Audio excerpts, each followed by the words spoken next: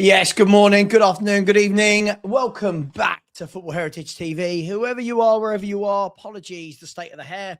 It is haircut time after this game, so no point putting any product in it. How are we all doing? Tottenham Hotspur travel to Manchester United for the lunchtime kickoff. Michael Carrick's rejuvenated Man United versus a Tottenham team unbeaten in 4. A draw against City, beat Dortmund, beat Frankfurt, drew with Burnley as well. Can we make it 5 unbeaten? Will Man United win a 4th game in 4 under Michael Carrick?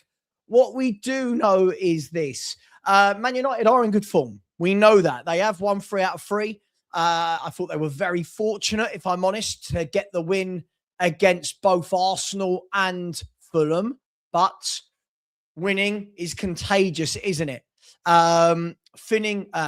Winning is contagious. Now, can Spurs go to Man United and get a good away win? I'll ask this question to start immediately. Would you take, my chair is not in the right place. I know that much for sure. I don't know what's happened here. Would you take a point if I was to offer you a point right now? It's a difficult one, right? Because a point away at Old Trafford, normally you would say, yeah, absolutely. But a team that are struggling for wins in the Premier League like Tottenham, we need some points. Obviously, Nottingham Forest beaten handsomely yesterday, 3-1 by Leeds. So it does put Leeds onto the same points as us on a worse goal difference. But it does keep Nottingham Forest a bit below us. And West Ham are currently 9 points below us. So this is an interesting game. For me, I think if you win this game, I think it does completely put to bed any conversation of relegation. I can't believe there is any way, if I'm brutally honest, I don't think there's going to be any chance that Tottenham Hotspur get relegated. But while it's mathematical, you've always got to have those conversations, don't you? You've got to have those conversations. Now, what is the team for today? Now, this is the team for today. Let me remove that. Ignore, please. And go to OK Jersey. 8% at checkout. You'll get reduced. You'll get 8% off. Just type in the code Savva, SAVVA. Let's have a look at the team. So I've put the team out for you. On a lineup builder. Now, it might not be. Oh, let's go there. No, let's go there. No, let's go. Oh, we're having a nightmare here. Let's go there. It might be a 4 at the back, but we have been starting with a 3 at the back. So this is the 11. It all depends on whether or not he goes to wing backs or goes to the back 4. It's strange, isn't it? Because when he plays 4 at the back, everyone moans, no, I want to see 3 at the back. When he plays 3 at the back, already I see people moaning, oh, it's ridiculous to play 3 at the back. It's difficult, isn't it? Because I think we've been playing better with 3 at the back, apart from the second half against City where we went to 4. So I think we're going to see some sort of hybrid with Paulinho, obviously being the main man that makes this system work. He can either drop into the back 3, he can go into a middle 3. But let's be fair, most of this game for me is going to be about how well does Xavi Simons play. If Xavi Simons plays well, Tottenham attack well. If Xavi Simons doesn't, I don't really see any other attacking prowess in the team. So we've really got to hope that Xavi Simons links up well with Dominic Solanke today. Big game for Papa Sarr coming back into the midfield.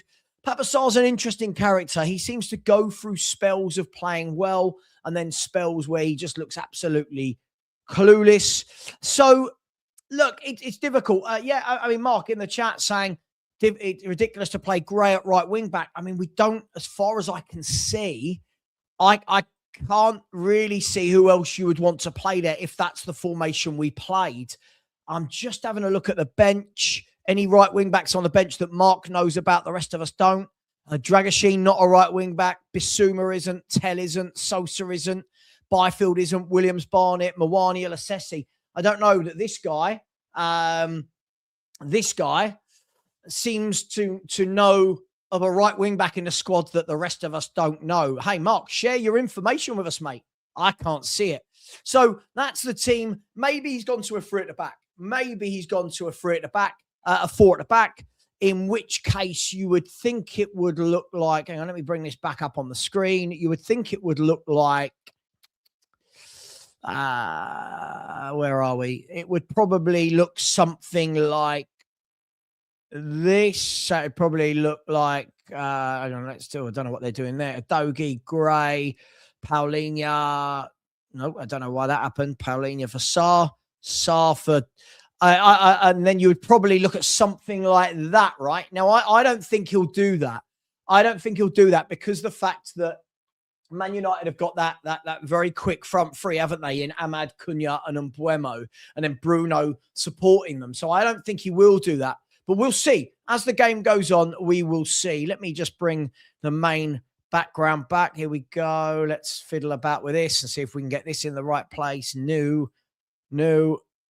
Yes, that's it. That'll do. So listen, I think that Spurs can grab something here. I do think that we can grab something here. Man United, for me, they're doing well. They are. And we're going to see whether it's a new manager bounce or whether or not they really are a top team and Amorim was terrible with them. Now, we won't see that over 3 or 4 games, but we will start to get a picture of what that looks like. So for me, I do think we can get a win here. I just think it all depends. That was nearly a word. Depends. It's not a word, is it? It all depends on, for me, as I said, Xavi Simons. I don't see enough in the rest of the team going forwards that I can say, well, Simons could get away with having a bad game. For me, I said, I truly believe Xavi Simons needs to play well. Solanke will put the ball in the net if you provide for him. But other than Simons, I need to see more, definitely from Odegaard, definitely from Adogi on the left-hand side. I don't see a lot from him in terms of getting into the box, being a danger, whipping good crosses in, assists. So today we're going to have to see that from somebody like Adogi. Keep running. That is my criticism of Adogi. Keep running. He gets into great positions on the left-hand side, and then he just stops and cuts in, and you're like, no, keep running to that byline, mate. Keep running at their guy, who I'm guessing is going to be Dalot. I'm going to have a look at the Man United team. Bear with me 1 second. The Man United team lines up like this. Man United have gone with Lemons in goal, Dalot, Maguire, Martinez and Shaw. Casemiro and Kobe Mainu in the 2-man midfield with Amad off the right, Bruno in the middle, Cunha off the left, and Mbuemo through the middle is what I would expect it to be. They might have some sort of variation. Now, this is the difference between them and us for me. I don't look at their back four and midfield and go, oh my God, it's amazing. I don't. But I do look at the likes of Amad, Bruno, Cunha, and Mbuemo, and I think that there are goals there. I think that they've got more goals than us in the team. Now, doesn't necessarily mean they're going to beat us, but I do think that they can afford for Bruno to not play well because Cunha and Mbuemo might do something, or Cunha to not play well because Mbuemo and Amad and Bruno will. I don't know we've got that luxury. I really don't know if we've got that luxury. So, listen, I think this is going to be a really, really interesting game. I'm glad it's the 12:30 kickoff, if I'm honest. I don't like all these Sunday games. I'm glad it's the 12:30 kickoff. But I don't know. Look, I don't know. Why not? Why can't we go there and grab a 2-1 win? I'm not saying we will, but why can't we? I think that, listen, when I've watched Man U in the last 3 games, what was it? It was Man City. I thought they were very good. But again, a lot of it without the ball. I thought Arsenal, again, a lot of it without the ball. They were very good. They were very good on the transition. I think lots of people are going way overboard about their football. I don't think their football's been amazing. I think that they've got a game plan, stuck to it and worked it well. I think they had really good spells against Fulham. And then I thought there were spells where Fulham outplayed them a little bit. But they're getting wins. And that's the main thing in football, right? We can all argue tactics. We can all argue personnel. But, you know, this is a different Man United now, isn't it? They've got some confidence. They've got a renewed energy. They've got their players back. And that's a really really important thing. They've got their players back, right? They've managed to get Cunha and Mbuemo fit at the same time. Sesko is now in the squad, scored last week. Bruno Fernandes and Ahmad. Bruno has been fit, but Ahmad's now back from the AFCON. You know, so that it looks like they've got Lisandro Martinez back. So they started to get their players back. Now, the question is, we haven't, right? Spurs haven't got their players back. So we don't have loads of options. What we do have off the bench is players like Matisse Tell, players like Mawani, players who, moments players, I would say. I would say that I've seen Tell do some nice bits in moments, but I don't think he's a 90-minute guy. I would say that Mawani, I think, has impressed in Champions League, not so much Premier League. So is there a lot coming off the bench for Spurs? I wouldn't say there's loads, but the bench is starting to look, dare I say, a bit healthier. You've got Basuma on the bench, Radu Dragashin on the bench, Tell, Mawani, Kinski. So you're starting to get a few more senior players back. But again, it's the ones that are missing, right? It's still Kulu, Kudus, Maddison, Richarlison. It's a lot of the forward players that are missing at this juncture. So we're going to see. I'm fairly confident today. I think this is going to be, my head says a draw. My heart says a 2-1 Spurs win. Now, my heart and my head don't always align with each other. We're football fans. That's always going to be the case, right? But with 40 minutes to go till kickoff, just over 40 minutes, let me ask you, guys and girls, for the first time in the chat, first of all, smash the like button, you lazy sods. We're well over 475 people in here and 73 likes. I'm not going to talk until we get to 200 likes. 200 likes, please. This is absolutely shambolic. This is a free show. Not one of you has to put any money in at all. And there's 78 likes. Now, I don't often ask for likes, but 78 likes is just a little bit embarrassing, and I may as well go back to bed or take the wife out for lunch. Not worth it for me to do this for that little. Everyone asking about an ACCA. I have not got an ACCA today. I've not got an ACCA on today. But let me know for the first time today your score predictions. I'll go positive. I'll go 2-1 Spurs. Why not? Listen, I think it's going to be a tough game. Let's be brutally honest. Man United are on form, but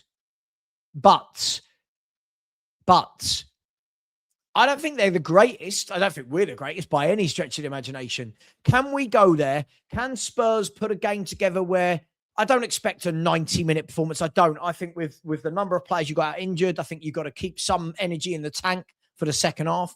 But can Spurs get a little bit more consistency in the Premier League performances? All questions that need to be asked, right? The first half that we saw the other day against Man City was poor. The second half was absolutely outstanding. And it asks the question, doesn't it? Which Spurs are we going to get today? You've got plenty of energy in the central midfield area, haven't you? Papa Sarr, Conor Gallagher, loads of energy. You have got the creation from Xavi Simons. Is there enough elsewhere on that pitch? Is there enough energy? Is there enough fight? We're going to find out. Let me go to some of your score predictions, some of your comments. Before I do, thank you very much to Emma Morton putting in a super chat. Thank you very much, Emma. Said, hope you're well. I am very well, Emma. Hope you and your other half are well today. Let me know what you're doing. Hopefully the weather is better for you on Teesside than it is for me here in London. Absolutely horrible day. But thank you very much for your generosity. I appreciate that. And big up to Tony Rodriguez out there in Sweden. He said, we need to press and close them down. Yeah. Look, as I said, I fully expect that we are going to see Cunha and Mbuemo, Ahmad and Bruno on the counter-attack. I truly believe that is what we're going to see. A lot of counter-attacking, right? A lot of counter-attacking. But you're right, we're going to have to press. But again, I always feel that when you press as a team, I think it's really important to press as a team. Can't be one person goes and presses. It's got to be pressing as a team. And we know that Xavi Simons likes to press. We know that Odegaard will press. Solanke will, depending on fitness. So there is definitely pressing the team. Conor Gallagher will. Papa Sarr will. So this is certainly a team that's got legs in it, right? This is certainly a team that's got legs in it. And we're going to see. We're going to see what happens in just under 38 minutes or so to go until kickoff. Let me have a look at some of your predictions. Where are we? Where did I ask that? About there, didn't we? 1-1. Tari has gone with 1-1. 1-1 wouldn't be the worst draw, would it? I mean, you're just creeping away from that point. You get yourself 10 points above West Ham, who I believe have got Burnley away. Am I right? Oh, where's Stewie? Where's your little bed? Where's Stewie's bed? Sorry, Stewie's come to sit with me, but his bed's not in here. Kurt says he thinks United will win. Well, let's hope not. Let's hope not. United to bottle again. 2-1 Spurs. Okay. All right. 2-2 says Mark Taylor. How you doing, Mark? Happy Saturday to you and the family. 2-0 Spurs. 2-2. 3-2 Spurs. Yeah, the likes are absolutely criminal, aren't they? Absolutely shocking. But big up to everyone who has. Simons and Romero with the goals. As long as that's 2-0, I'll take it. 7-0. It's good to see. It's Saturday, but the kids are still out in force. The kids are out in force. 3-1 to Spurs, says Curie. Here we go. So Tottenham's absentees: Rodrigo Bentancur, hamstring; Bergvall, ankle; Danso, toe; Davis, ankle; Kudus, thigh; Kulusevski, knee; Maddison, ACL; Porro, hamstring; Richarlison, hamstring; and Jed Spence, calf. It's a lot of players missing, isn't it? And it's showing no signs of healing up, is it? We really need to get some of these footballers back. Really need to get some of these players back for the last 14 games of this season. But hey, no excuses. The players out on the pitch, they've got to go out there and do the job. It's what they're paid to do. Big up to Mark Pritchard, said, hey, Savva, good afternoon to you. Is it afternoon yet? No, it is still the morning time. He said, hey, Savva, I want to win today, but I can only see a draw. Listen, I'll be honest, a draw isn't the end of the world. I know our fans will think it is, but this is an informed United who have just beaten 3 good teams back to back, right? United, Fulham are flying, Fulham, City, and Arsenal. So, hey, Matt James said 3-1 to United. Well, let's hope not from my point of view. Counter-attacking a back 5. I don't know what you mean by that. What I need more. Give me more words on your sentence. I don't know what that means. Steve has said, my fear is Xavi getting clattered and Spurs then struggle. Well, that's what we've got to make sure. Look, he looks like he's getting to grips with things lately, Xavi. He is the one that's going to get on the ball. He's going to be in there against Kobe Mainu and Casemiro. But we'll see. Flyboy said, this is what I mean. We're 4th and they're 14th, but apparently we're bad. I guess you're a Man United fan. I don't think, for me, I think outside of the top 4, I know Liverpool have dropped down a bit. I think outside of the top 4, I don't think there's too much between the next few clubs. But hey, football's a funny one, right? At the beginning of every season, right? At the beginning of every season, we all put together, don't we? This is my 20. This is where I think who will finish 1st, 2nd, 3rd, 4th, all the way down. And nothing really ever goes to plan with that, does it? There's always a couple of teams who are better than you thought, a couple of teams who are worse, one team who completely exceed expectations. Then you get a bunch of teams who are exactly where you thought they would be. So it's an interesting one, right? It's an interesting one. Where are we? Where are we in the chat? Leighton has gone 3-0 to United. That's the spirit, Leighton. That's the positivity we need. Chris LaPlante, big up Chris, has gone with 2-1 to United. Tight Spurs win, either 2-1 or 3-2.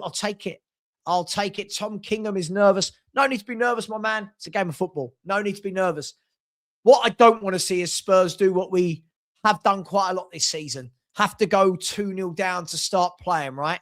Be lovely to come out the blocks flying, but we'll see. I love it when, this is what I love about Marios, when he says no excuses. You know, when you're like, we're not playing Burnley. We're not playing Wolves. We're playing a team in a Champions League position at their ground. These people make me laugh.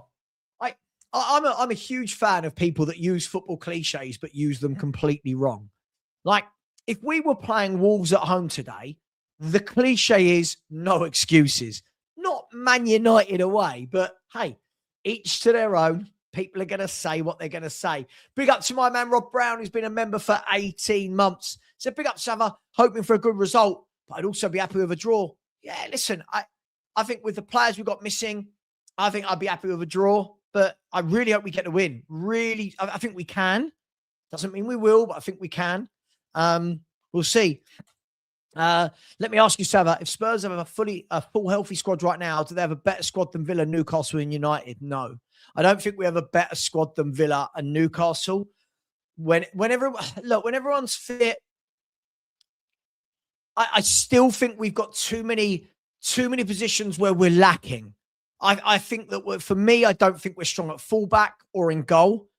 We do not have a ball-playing midfielder, and we don't have a left winger, a proper left winger. So for me, I think those clubs have the right components for their squads. Not so much United, but Newcastle and Villa. Not saying those squads can't strengthen, but for me, there's too many positions in the 1 to 11 for me where I think we're weak.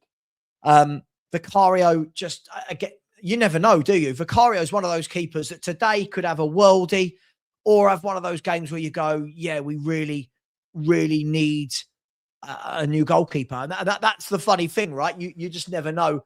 I need to see more from Udogie. I'll be honest. Obviously, we know the issues we've got a right back with Spence and Porro out. We don't have a ball-playing midfielder. So what we have to put in there is more kind of box-to-box players, which is fine, but it doesn't allow you to really retain possession and control a game. So we'll see. The stoic, I love this, or the stoic. Sorry, the stoic. You would think I went to school and knew what words meant, right? The stoic, I said, Savva, how many Premier League players can you name that have played for both United and Spurs? There are 7. How many current Premier League players? Oh, gosh. How many? Put it in the chat. Do you mean current Premier League players? There must have been loads more that have played before than 7 that have played for both clubs. Do you mean? Let me know.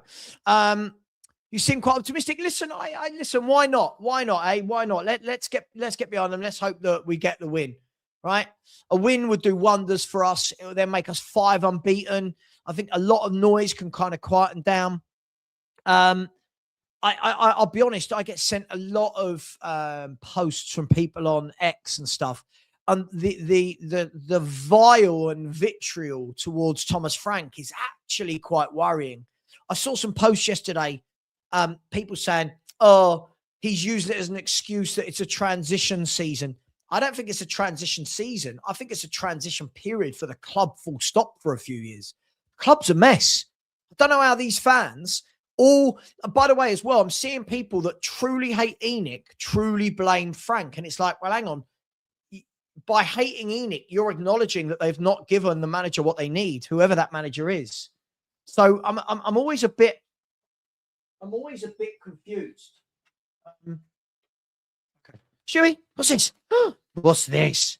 Why has he got his bow tie on? Why is it? So I think my wife is trolling me. Right? She puts a bow tie on Stewie and it's red. She's put a red bow tie. All right, you want one of these? All right. A red bow tie on Stewie just before we're about to play Man United. Yeah, it could be Gallagher in the 10. I guess we're going to see as soon as we line up whether we go to a 3 or a 4. Right? I guess we're going to see. What I do like about Frank though is it's flexible. We've had you think the last manager never moved away from the 4. This manager isn't afraid to say this isn't working as a 3 or a 4. I'm going to switch it up. And I like that. I think we all wanted someone that did that. Now we've got someone that does that. People complain about it. I mean, Chris says, sack Frank ASAP. I'd love to hear. I mean, sure. Let us know your solution. Love to hear it. Let us know your solution. Who you bringing in? Why? What's their remit? What do they have to do immediately? Let us know. Let us know. Is it just 7 in the Premier League era? Is it just 7? That's crazy if it's just 7. I don't, wow. Since the Premier League started, is it just those 7? It can't just be those 7. Can't be 7. So you've got Teddy Sheringham in there as well. Teddy Sheringham played for both football clubs, didn't he? There must be more. I don't believe that it's just 7. I'm sorry. I'm not having that. I'm not having that. Let's see. Let's see. I'm sure people let us know. Also, hang on, who else did Ash put in? Yeah, so you've got Zeki Friars, yeah, Berbatov, Campbell, Carrick, Zaha, Ericsson, Regulon, Teddy Sheringham. There must be some more. There must be. I'm going to have to rack my brain. But hey, listen, look, at the end of the day, right now isn't the time for me to be worrying about the manager. It's about what can the team do? What can this group of players put on as a show at Old Trafford? Big up to my boy Manny. How you doing? Said just got to OT. Yeah, Old Trafford. Parking up then, supporting the boys. Hopefully we get the win. Fair play to you, Manny. Hope you had a nice drive up to Manchester. Let's give the pug some more chews. There we go. Oh, look at these. Look at these. Steak, pie and gravy dog treats. Doesn't quite smell like steak, pie or gravy. See, again, try using your words. Tell me, as I said, give me a solution. Just putting a manager in isn't a solution. Tell me what the solution is. Okay, we bring in Xavi Hernandez. What's the solution now? What's your transfer plan to be able to buy the players to play Xavi's style? Because these players won't. So again, as I said, try using the words. People have got, right, a lot of characters to use in the chat. As I said, I like football conversation with people that give me a reason. As Sean always says, I always respect Sean for this. We don't always agree, but Sean says, I don't care what your opinion is, but tell me how you got there. So when people just go Xavi or Xabi Alonso, fine. We don't have the players to play Xavi Hernandez type football. So what's the plan? What's the plan? How many defeats would we be happy with under Xavi Hernandez while he tries to get his style going until we can buy those players? We'll see. What my opinion won't change on this. My opinion's not going to change over one game. My opinion has always been if they're going to sack him, they're going to sack him. But right now, the club have not backed anyone. The squad looks poor. We've got an injury crisis. I genuinely don't see the point in changing the manager right now. For me, at the moment, I don't see what it would do. I would get through to the end of the season. Let's get some players back. Let's pick up some points and we'll see what they're going to do. Again, we bring in Xavi. He makes our young players winners by both a great bet and buy one ball. Right. So again, everybody, if anybody wants to know how silly Marios is, he thinks that buying one ball playing midfielder means these lot will be able to play Xavi Hernandez type football. It's, it's absolutely ridiculous. By the way, if Xavi Hernandez comes in, most of the players he just mentioned won't get a sniff. You do realise if Xavi Hernandez comes in, Williams, Barnett, Bergvall, Gray, Odegaard and Tell are all not in the 11. And this is where I do worry about people's, I don't want to say intellect because that's rude, but I do worry that people haven't thought it through. Listen, by the way, I really like, I've said this to people a million times, I really like Xavi Hernandez. He's one of my favourite players of all time. I think Xavi Hernandez is a really good football manager. But if Xavi Hernandez joins right now, right, you can bet your bottom dollar the first thing Xavi Hernandez is saying to the board is, I need to go and buy 5 or 6 players that all play my possession, pass, keep ball, pressing style of football. You can't just go into players that don't play a certain way and go, right, you've got to play that way now. He's used to the kind of, I don't want to say tick-attacker, that's too broad a term, but he's used to a team that are all very, very competent on the ball. that are all very good, are very competent at receiving the ball in tight areas, nice one-touch passing, right? So if you are going to play that style of football, you've got to go and buy the players that play that style. No, you're not listening, Alexandra. If you want to completely rip up and play a style of football that we haven't bought for, then you do, right? You do.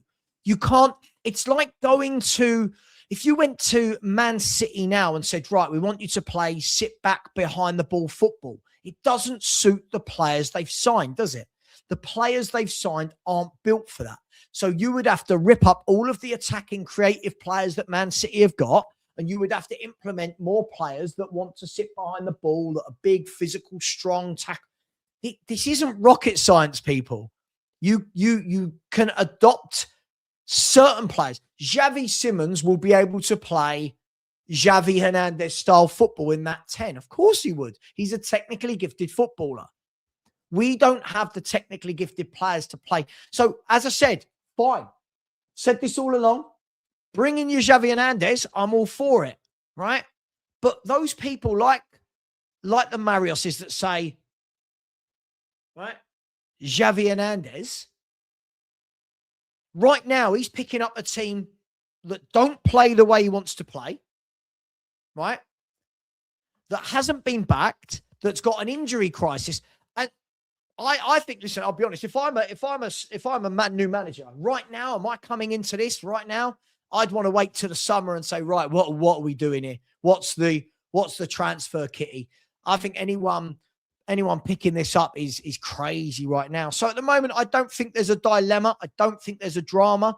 I know it's funny because the same fans, isn't it funny? The same fans that last year said it was okay to lose every week because of Europe and because of an injury crisis. This season, it's not okay when we're in exactly the same circumstances, but higher up the table. I don't really get it. I don't understand it. It blows my mind. But for me, I would like to see, no. Have you ever seen a Xavi team play football? Again, Marius, I need you. I know you're only 18. I know you're a baby, right? I know you're only a baby, right? I don't mean that in a bad way. I mean, like, lucky you're 18. Go and look at how Xavi Hernandez teams, Barcelona-type teams, look where they build from. They build from that midfield three. The midfield three they play is everything. It's all keep ball. Look at Barcelona right now with Pedri, Gavi, De Jong, right? All of these players in there keep the ball. One touch, keep. One pass, one touch, pass and move. Yeah, they play the triangles. We don't have that. So when you're talking about Odegaard, first of all, no, I don't think Odegaard does play the way Xavi plays, but he's not going to start out wide. So you've got to, earlier on in the season, by the way, you were saying when he was playing Odegaard, oh, Frank's got to go. He started Odegaard. Now Odegaard is the guy. It's all a bit weird. It's all a bit weird, isn't it? I think everyone sees now that he's a bit of a troll. Yeah, he is. He's only 18. I get it, but and this is it. This is it, right? I love possession-based football. I love my favorite team ever, right? Was definitely Pep Guardiola's Barcelona. Absolutely sublime.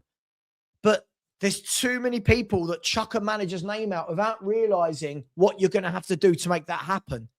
And those fans are the ones, they won't have the patience.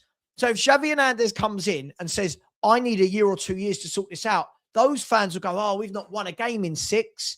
Get Xavi out. He's not suited to the Premier League. Yeah. So, you've got to ask yourself the questions. You've got to ask yourself those questions, right? So to go back to the original question from whoever asked, I'm in the same place I was before, right? At the end of the day, the club's a mess. There doesn't seem to be a plan, but we're being told there is one, right? And I think anyone coming in now would be an interim, right? Will they get rid of Frank in the summer? I don't know. I don't think so. The way they're talking doesn't sound like they will.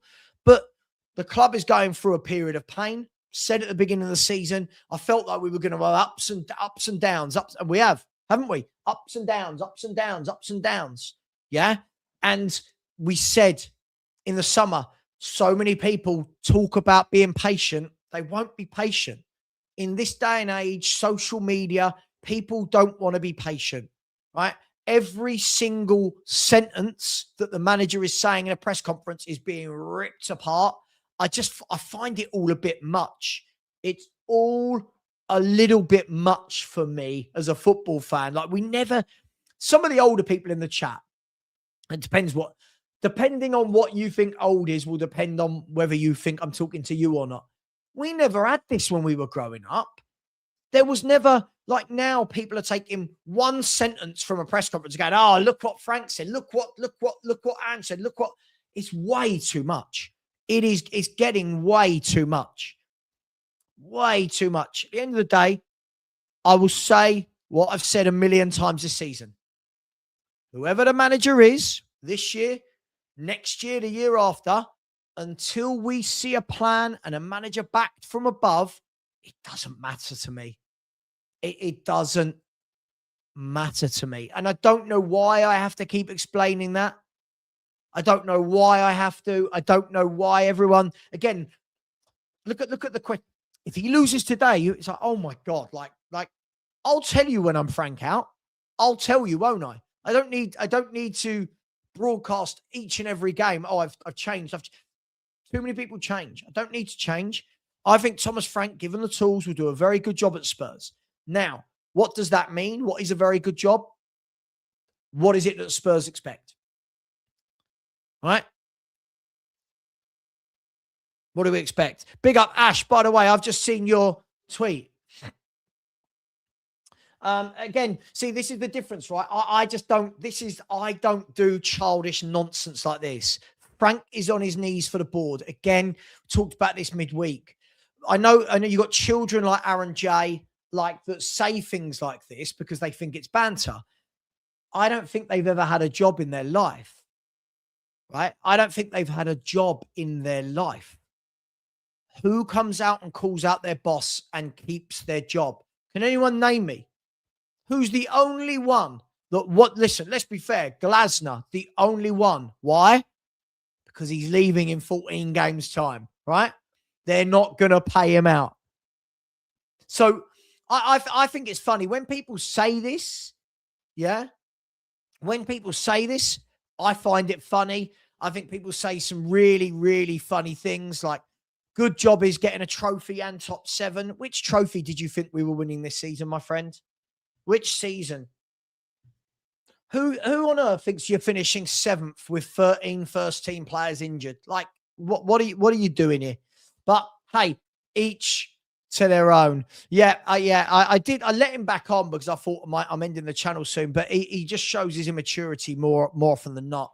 Listen, I would be not the trophy part, but I would be there, Andy, with the 7th if everyone was fit. Absolutely. Last season, I predicted 7th. When everyone is fit, I do think we're a top 17. When you've got all of these players injured, we are not a top 17. So for me, can we pick up the points, move into the top half of the table? Well, let's see if we can keep Xavi on form, get Solanke still scoring goals, right? Yes, because we didn't play good teams in those competitions, did we? I can't do it with him. Yeah. You know, Aston Villa and Newcastle are really shit. Yeah, really shit teams with loads of injuries. Yeah, makes you laugh, doesn't it? So listen, today, I really hope to see another good performance from Xavi Simons. They're showing him now. Always thought the boy was talented. But again, I think Xavi Simons, guys, is a perfect example of fans that have no patience.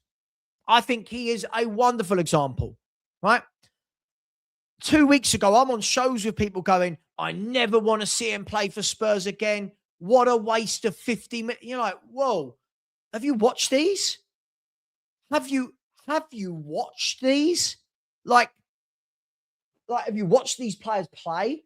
Again, little bit of time, slowly but surely, isn't he? Settling into the Premier League, slowly but surely. So for me, I'm really happy to see that Xavi Simons is doing well. I think we're going to see the best of Xavi Simons next season. Said that at the beginning of this year. I think this year we'll see flashes. We'll see good bits, which we have. We'll see bad bits. We'll see a guy that needs to settle. But technically, he's by far, well, obviously with the likes of Kudus and Maddison being out injured, technically he's the best player in the squad by a mile right now, isn't he? Right? Technically, he's the best player by a country mile.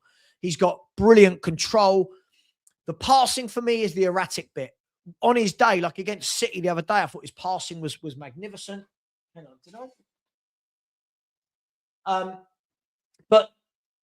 But if he can keep that regularly, right? If he can keep that going regularly, then I think that we've got one hell of a player on our hands. But again, as I said the other day, people did it with Florian Wirtz as well, right? Didn't they?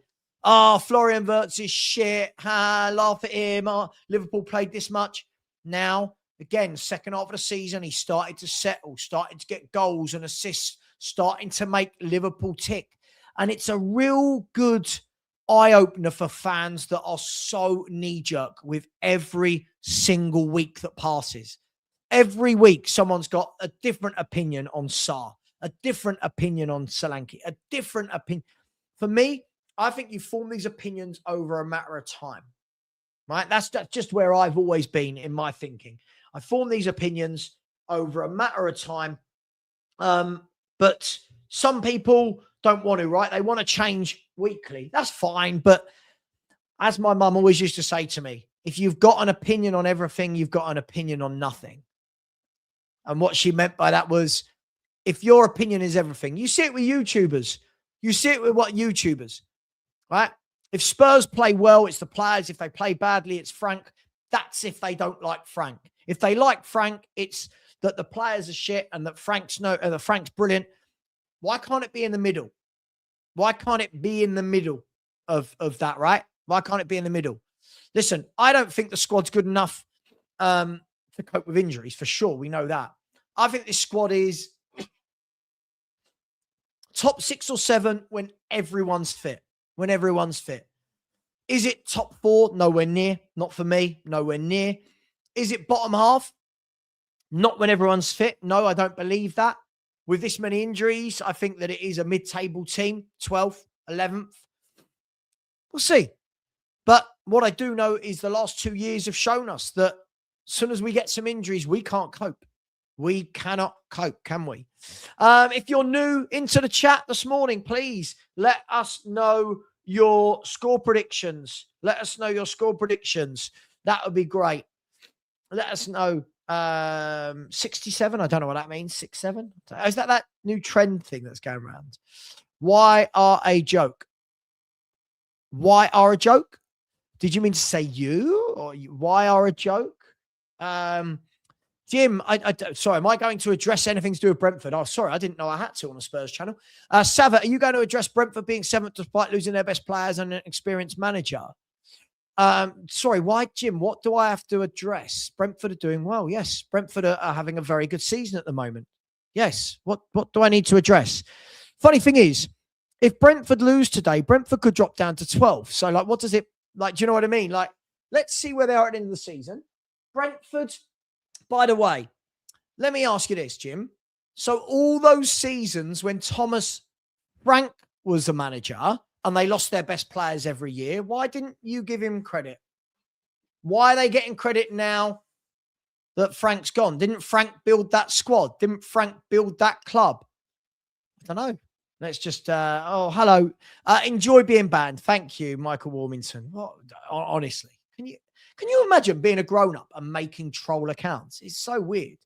Isn't it so funny, right? Like, as I said before, for years and years and years, Thomas Frank did a wonderful job at Brentford, right?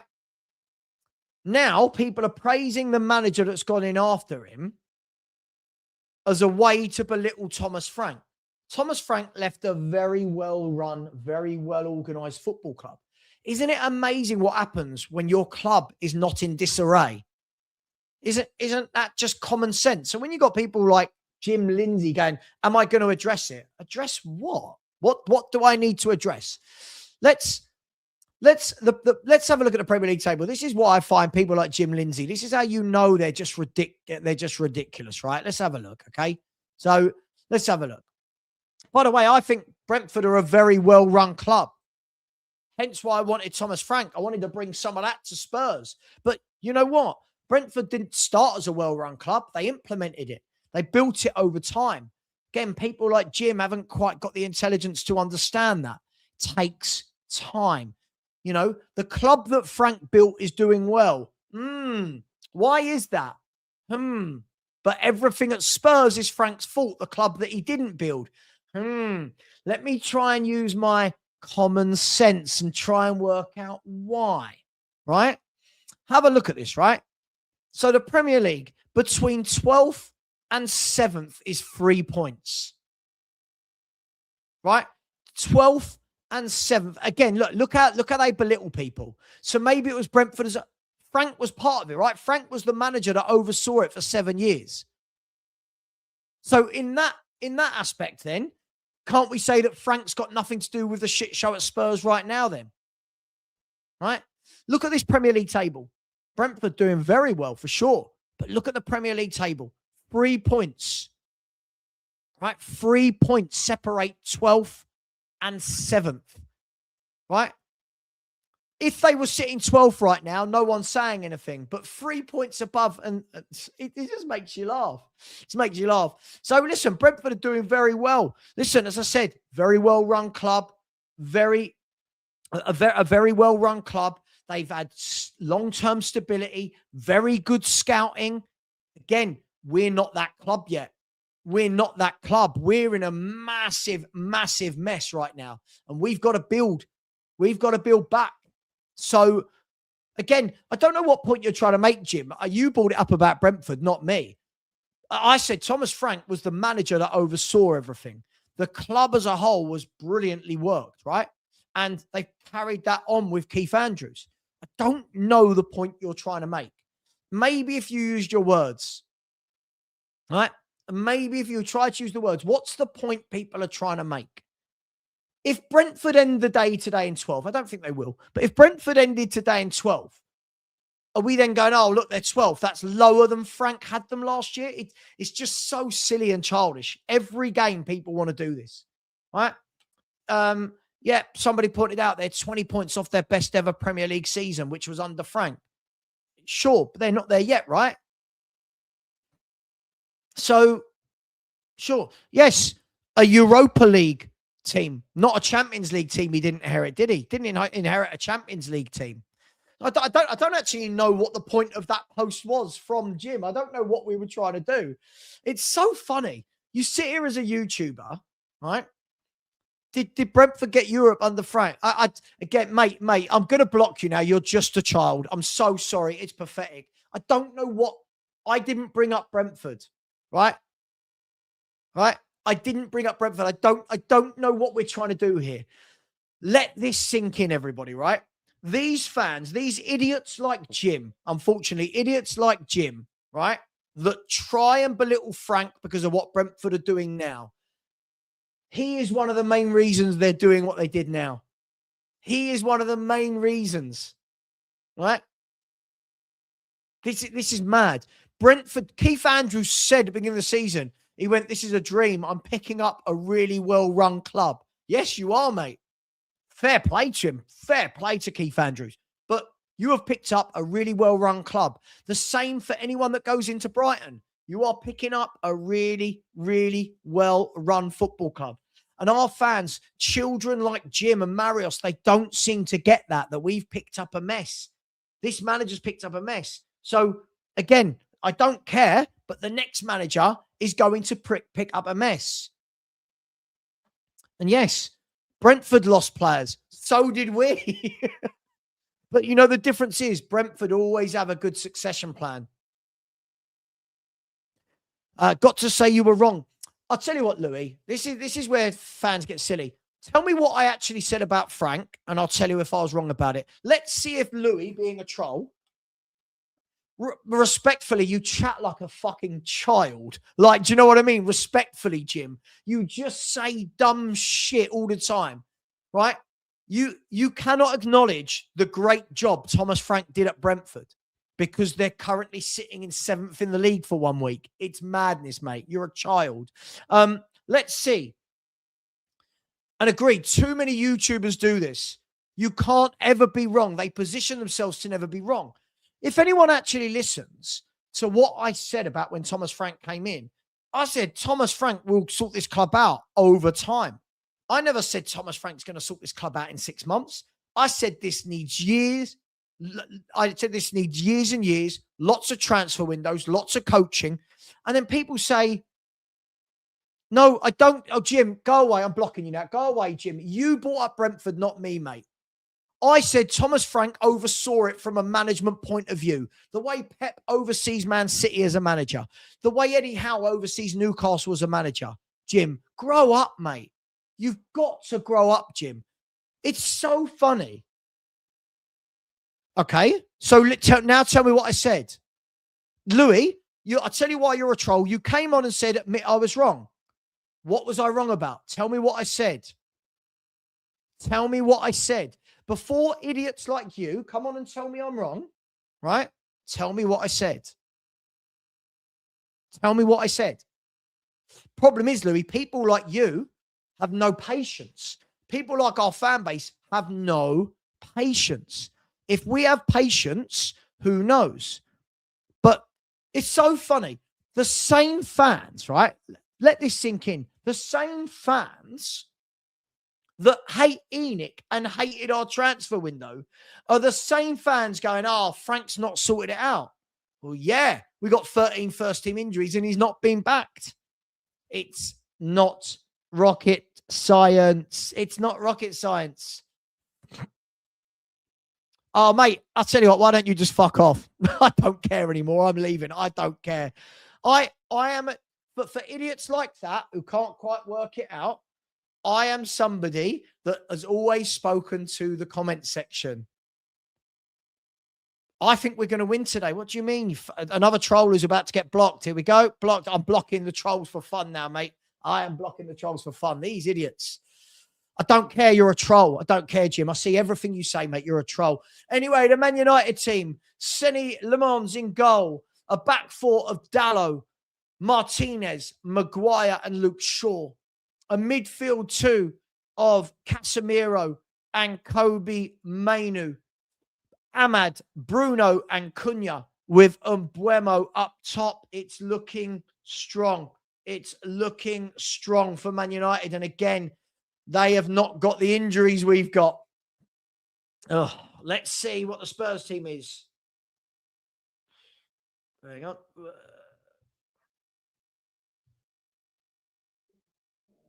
Hang on 1 second. Put in. Here's the Spurs team. Now, this will be. Yeah, man, I'm in a block mission. Yeah, I just got no time with it. I just got no time with it. As I said, look at that Jim telling me he's older than me. Comes in here, starts going, can I address Brentford? I've got no idea what Brentford have got to do with today's game. And then tells me I'm sick. I just don't get it. The Tottenham team. Now, TNT have gone with a 3-4-3 with Vicario in goal, Paulinho, Romero, and Van de Ven, with Gray, Gallagher, Sart, and Adogi, with Odeber, Solanke, and Simmons. Now, it will be interesting to see, do we go with a 3 or do we go with a 4? Big up to my man, DJ Paul Lawrence. The bench. Oh, it's gone off. The bench has gone off, but it's Kinski, Dragusin, Mawani, Tell, someone else, Byfield, Luca Williams, Barnett. Let's see, as always, with the watch-alongs. I turn my chair a little bit. I know, it's mad, isn't it? I know, but isn't it? Do you know what? This is the thing for me, Philly. I'd love to see what this season would look like if all of our players weren't injured. If we were where we are in the league right now without any injuries, I would be livid and want the manager out. But, hey, you got idiots like Marios going, oh, he rotated in the League Cup against Newcastle. Yeah, of course he did. We played 2 games a week. Anyway. Oh, hang on.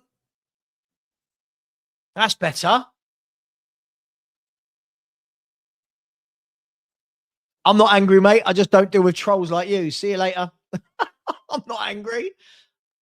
I love when people say I'm angry for no reason, just because I put trolls in their place. Too many trolls. They've got stupid usernames, no pictures. Anyway, Xavi Simons gets the game off and running. Here we go.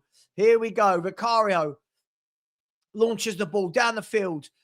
Solanke goes up with Maguire and the ball falls into the arms of Le Mans. Honestly, guys, I'm not angry. Honestly, I'm not angry. Honestly. United clear the ball down the field, brought down by Ahmad, gives it to Bruno Fernandes. United have got players coming forward here. Here's Bruno, plays in and Buemo. He shoots wide, high and wide.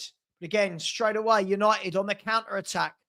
Straight away, you could see their bodies flooding forward. Cunha and Buemo, Bruno, Dallo, Ahmad.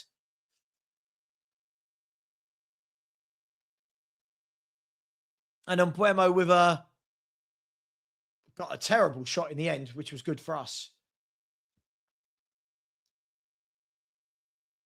So Man United versus Tottenham. What have we got? What have we got here? Let's see.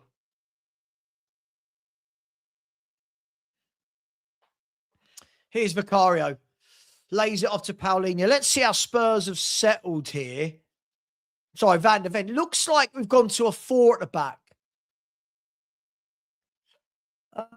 Let's just see. It looks like to me that Paulinho and Sarr are in a 2-man midfield. And it looks like Odegaard right, Simons left. Yeah, it looks like Simons is going to float off the left.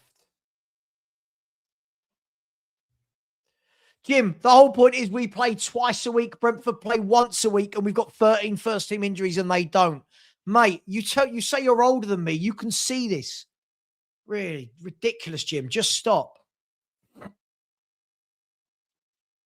So it looks like we've settled into a 4 here. As the ball is hooked to the back post, but Vicario comes out and claims that. Rolls it out nice and early to Sarr. Yeah, I would say this is a 4. Here's Xavi Simons on the left. Into Paulinho. Goes across to Romero. He's given it to Conor Gallagher. Into Papa Sarr. Out wide to Destiny Udogie. Run with it. A really poor ball from Destiny Udogie to absolutely no one there. I really need to see more from Destiny Udogie. I really do. I don't know what he does, if I'm honest.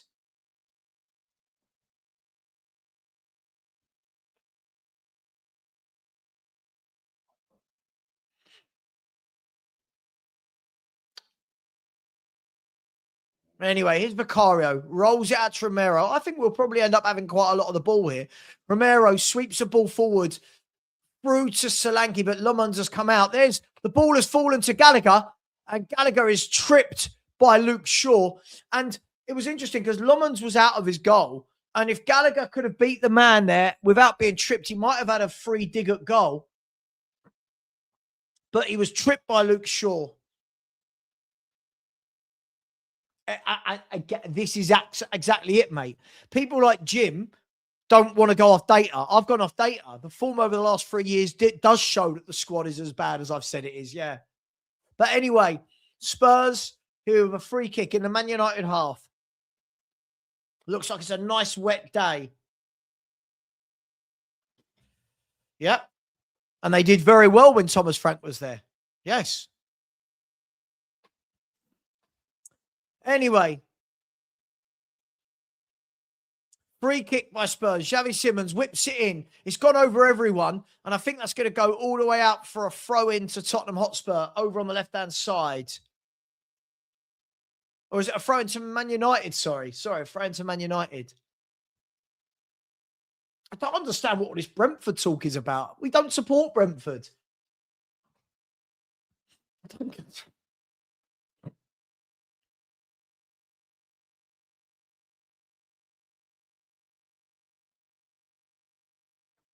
Ball headed away by Harry Maguire. And then Cunha lays it off to Ahmad, who gives it to Bruno. Back to Bruno Fernandes from Dalot. Nice bit of play there by Man United, but really well won back by Paulinho. No, Bruno's come away with it. I thought Paulinho had done well there.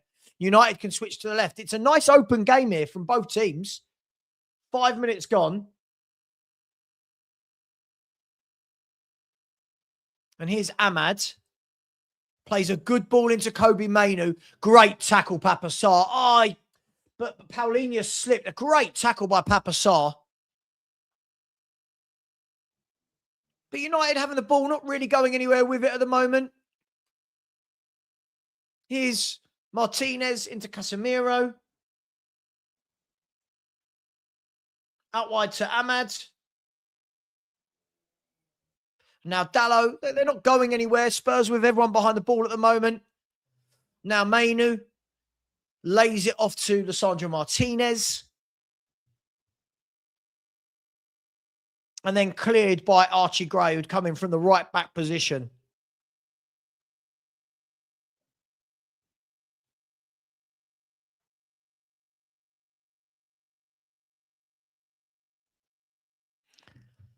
Really well won back there between Solanke and here's Simmons. Back into Papa Sarr. Papa Sarr does well. Beats two men. Gives it to Simmons. Lovely ball by Simmons. Back to Sarr. What you got, Sarr? Show me, please. Good pass. Yes, it's gone into Solanke, into the box. He's going to lay it back to Simmons, is he? Simmons takes over, does he? No. And move kind of broke down. Based on what? Based on what? If they lose today, they could be 12th. Wait to see where they finish the season. Just relax. Wait to see where we are at the end of the season. Honestly, the moaning is quite frightening.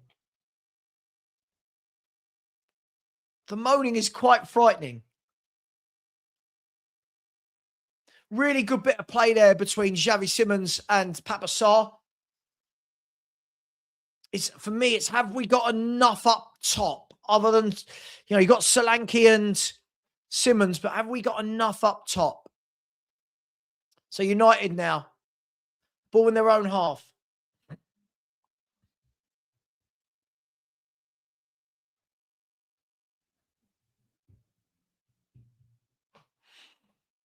Then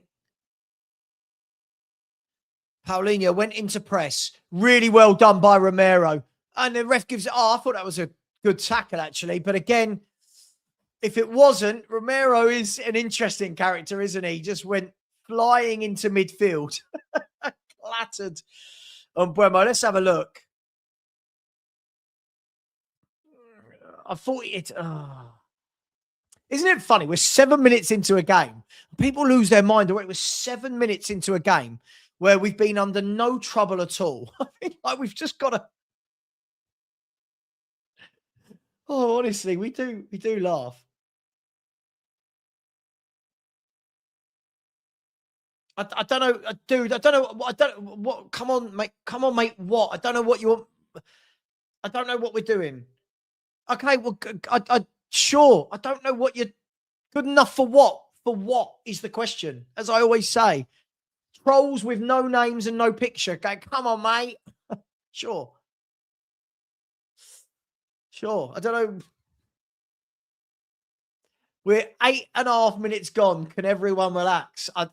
Honestly, I haven't done many watch-alongs lately, and this reminds me why. Everyone's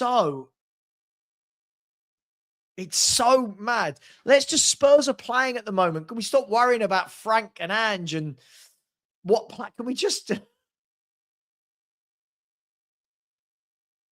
Oh, how's that a foul? Yeah, Mickey Van Ven just mouthed. Let's have a look. Oh, no, ref. No, that's not a foul. Oh, that is not a foul. That is so soft. That is so soft from the ref. Anyway, we're coming up to 9.5 minutes gone. And to be fair, we've been under no pressure at all.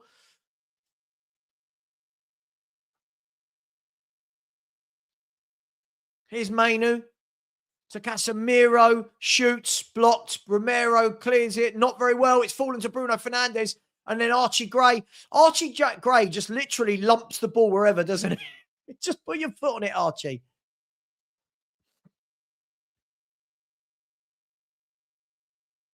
Here's Bruno into Casemiro. About 30 yards out. Let's fly. Good save by Vicario. It was on target. You would expect Vicario to save it.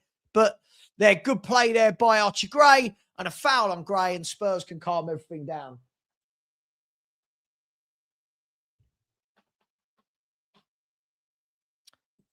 Again, don't be a dickhead. No one's offended. Twats like you on the internet, mate. Look, no name.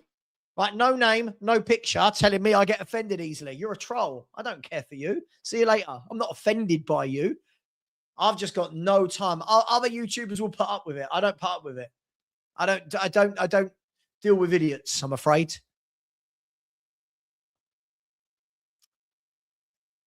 Anyway, the ball is now with Romero. Across to Mickey van der Ven. He goes over to Udogie. Udogie, I just want to, in those scenarios, I want to see him get the ball and turn and go. He always does the safe pass. Vicario into Simmons. He lays it off to Mickey van der Ven. Into Simmons in some space. Simmons with a lovely pass out wide to Odegaard. What you got, Odegaard? Not seen him so far in the game. He's not really had the ball, but here's Xavi Simmons. Xavi Simmons now dinks a lovely ball over the top to Gallagher. And oh, I tell you what, Gallagher made a great run. Lovely ball. Simmons, what a lovely array of passing. He dinked the ball over the top and Gallagher had got in behind but couldn't get the connection on. And I don't know if he was trying to hook it towards goal or towards Solanke. But great pass by Xavi Simmons. Great pass by Xavi Simmons. Here's Udogie. Come on, Udogie. He just always looks... Mate, I don't know. See, you're still trolling. Mate, go away. No one cares for you. You haven't offended anyone. I just find you funny. I am calm. See you later. You're getting blocked. No one needs you here. We want to watch the game. So, interesting game. Not really anything has happened here. The shot from Casemiro. Other than that, Man United seem to be happy playing with the ball in midfield, but not really going anywhere with it. But here is Martinez. He's driving forward through the middle and then gives the ball away. Great play by Romero. Here's Odegaard on the right-hand side. I don't know what he's doing there, Odegaard. Just lay it off. That's it. Now Paulinho turns. Does well there, Paulinho. Really well. And now the ball into Papa Sarr. Again, oh my God, Sarr. And now Udogie. Run with it. Run with it. Run with it. Again, he cuts inside to Simmons. Simmons is taken down, but the ref plays on. Gallagher now feeds the ball out wide to Odegaard. Now the ball down the line to Gray. Can we get the ball into the box? Whip it in. Odegaard, whip it in. He's giving it to Paulinho. Shoot. Paulinho shoots. Blocked. Sarr shoots. Blocked. Couple of quick shots there by Spurs. Edge of the box. Here is Xavi Simmons.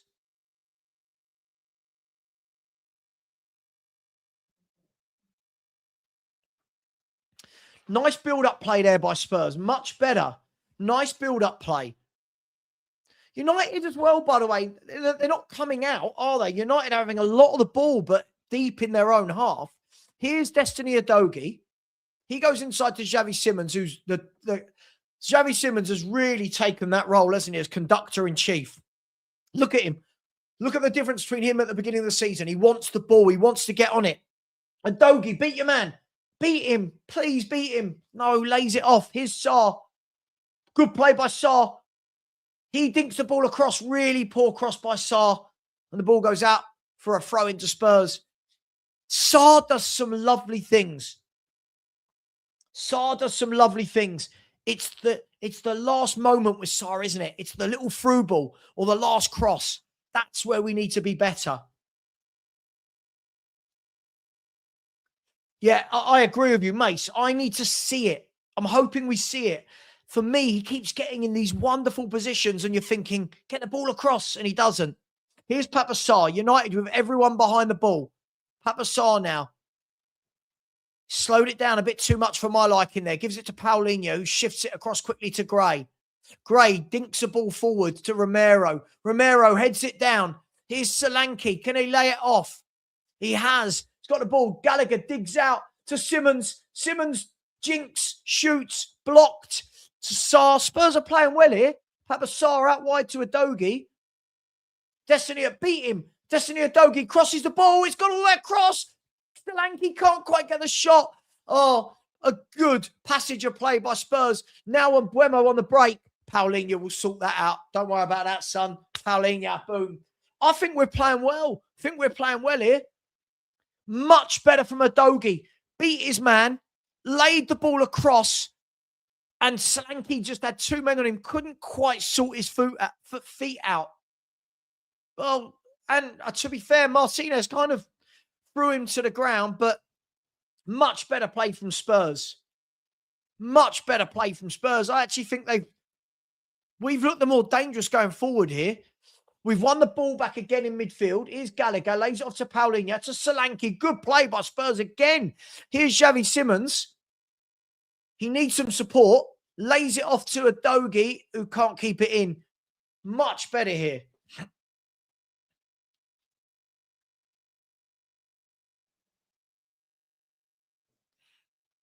So Spurs playing the four at the back with Sarr and Paulinho in the middle. Gallagher's going to push on. And to be fair, Xavi seems to have an open role. Here's kind of Gallagher in the final third. Gives it to Odegaard. We look a lot sharper here. We've had 95% possession in this last 5 minutes. Paulinho to Gray into Gallagher. I quite like this. I like this with Simmons floating wherever he wants, getting on the ball, dictating play. Here's Romero. Gives it to Conor Gallagher. Back to Romero. United again with everyone behind the ball. Romero now sweeps a good pass out to Udogie. Udogie going backwards, and he's been bundled over and wins the free kick. Udogie, for me, hesitates way too much. He hesitates way too much. I think we're playing well here, guys. I know you're not allowed to say it. I think we're actually playing well. Say it quietly, though. People don't like it. Here's Mickey van der Ven. Into Udogie. Back to Mickey van der Ven. United again. They've got everyone behind the ball. This is going to be patience here from Spurs. Here's Romero. Plays a good ball into Xavi Simmons, who is floating wherever he wants. Gives it to great ball. Great ball, Odegaard to Gallagher. Good ball by Odegaard. Now Gallagher digs out across over to Solanke. And the referee, oh, ref, come on. Oh, come on. Come on, ref. That's not a foul, is it? Oh, that's not for me. Not for me. Anyway, good start in the first 20 minutes. Spurs attacking with some intent, trying to get the ball into Solanke, getting it out wide to Gallagher, to Odegaard and to Udogie. So Udogie's providing the left width, Odegaard the right, and then it's allowing Gallagher and Simmons to both go inside. I really like Gallagher as a signing. I really do. He gives you everything I think you need as a team. It gives you everything you need. Joe, it might push to the end of the season. It depends. I've got some things going on in my life. Depends what happens with those, but it will definitely be the end of the season, the latest, but hoping the 31st of March.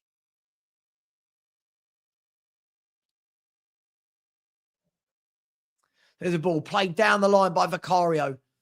Shaw lets it bounce and it goes out for a Man United throw. No more silly comments, please. We're just going to delete you. No more silly comments, please, please, please. Yeah, Dan, so far, so good. Yeah, I think we've played well.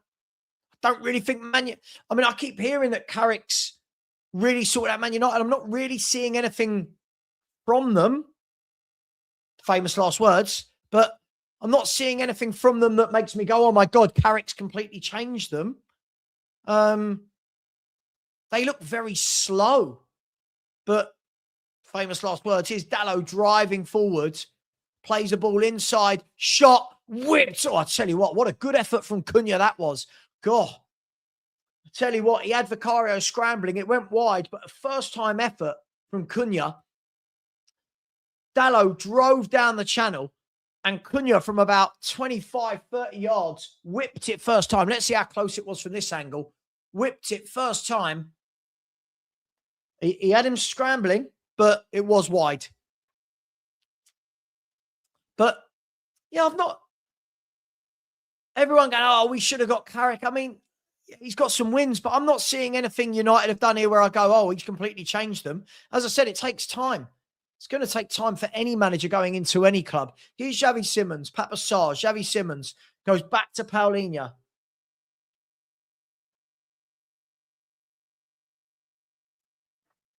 Spurs are very good at winning the second ball here. Offside, I think. Spurs are very good in the second ball here. They keep hearing they're not playing for him, they're not fighting for him. We're very good in winning these second balls and some of the first balls as well. Good game of football so far, this.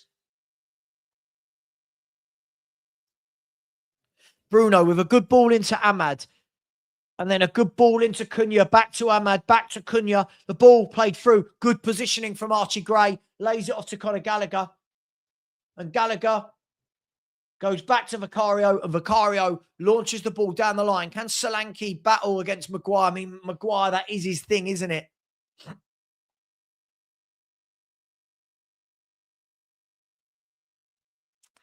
Yeah, Maguire, that you know, no one wants to really have that one-on-one battle in the air. He's a bit of a beast, isn't he, Maguire? But here's United at the back with Martinez. He plays it into Casemiro, out wide to Shaw. And then Shaw goes backwards. I think Conor Gallagher's an excellent signing. I couldn't understand the number of negative comments about Conor Gallagher. Just blew my mind. And that's why I find it hard to take a lot of people serious when they're talking about football. It blows my mind. Here's Ahmad, though. Ahmad lays the ball across and a shot wide from Bruno. And to be fair, he should have done better there and no one had picked him up. Should have done better. Should have done better there. Bruno, again, Romero, I'm going to go with Romero, has just stood off him as the captain, as the leader. You've got to go and close that down, Romero. I know he's lauded after Romero, but for me, things like that. Anyway, here's Mickey van der Ven. Plays a ball into Solanke, holds it up well, turns well, and then crossfield pass. Odegaard, can he keep it in? I don't know if he has. I think he might have. Gallagher mops up and then wins the throw for Tottenham Hotspur. Oh, Chris, that's his game. That's his game. You've got to remember, he's building back up his fitness. That's his game. God, Gallagher's a brilliant signing. I think that's a really good bit of business.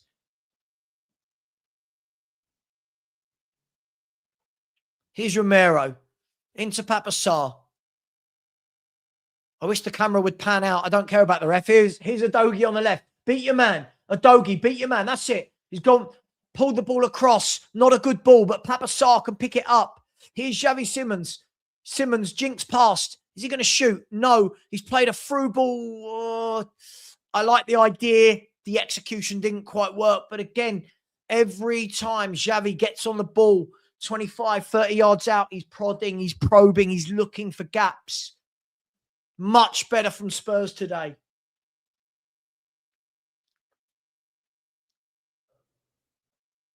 Lemons plays it down the pitch. Really good header from Archie Gray. And Mickey van der Ven now. Really good play from Mickey van der Ven. But he's done one too many and lost the ball. Here's Mbuemo on the left-hand side. Lays it back. And United do keep going back quite a lot, don't they? Here's Lisandro Martinez out wide to Diego Dalot. He goes back inside. And here's Dallo. Yeah, they're not going anywhere. But obviously, I'm guessing most of you are watching, but they're not going anywhere, are they? At the moment, they've gone all the way back to Martinez, who goes all the way back to the goalkeeper.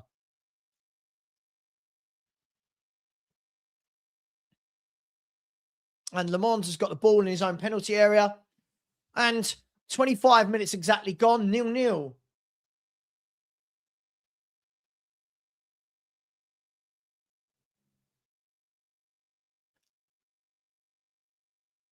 Now, here's Kobe Mainu. Gets the ball out wide to Bruno Fernandes. He plays the ball in, cleared by Romero, only as far as Mainu, but really good tracking back by Solanke. But his pass has actually ricocheted.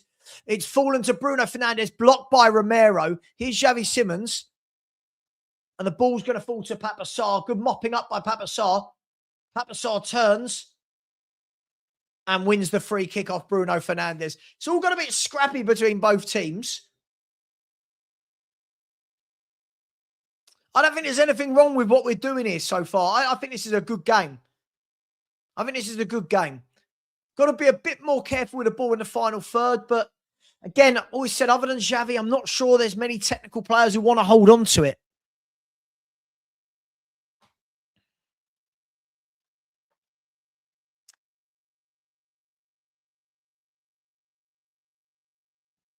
So here's Solanke fighting with Maguire. And in the end, Maguire's definitely winning that battle at the moment, isn't he? Solanke's fighting and working hard, but Maguire is definitely winning that battle. 26 and a half minutes gone. Man U 0, Tottenham 0. I think it's been a good Premier League game so far. Here's United playing about with it in their own box. Pape Sarr's going to go and press. And then Martinez dinks the ball forward. It goes all the way through to Ahmad. And Adogi's caught him. I'll say it. Adogi's got himself booked. I'm not sure about Adogi. I've heard for 2.5 years now that this guy's great. And I'm yet to see anything that makes me say, yeah. I don't see anything at the moment that makes me go, yeah, top player. But he's got booked there for a silly foul on Ahmad. And United have a free kick, which Bruno Fernandes stands over. They play it short. And this time, a good tackle this time by Adogi. Now, Odegaard, get the ball clear. Nothing silly there. And a corner. Well done, Odegaard. Well done there. Well done. We've not seen a lot of him from an attacking force, but that was very good defending there. Shielded the ball well. Yeah, he shielded. Really good defending there from Odegaard. Not really seen him going forward yet, but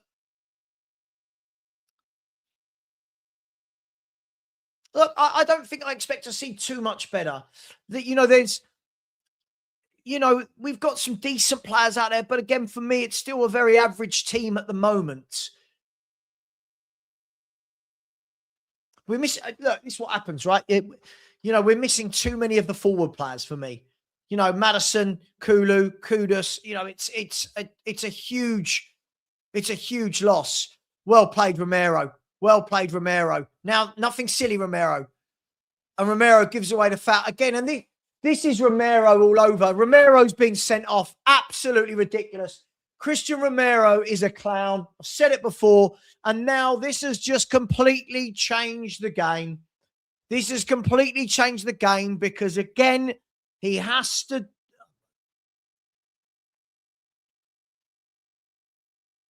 An absolute clown. No, listen, we'll see if it was a red, but he had no need to do that. I mean, let's have a look. He's gone through the ball, but his studs are up.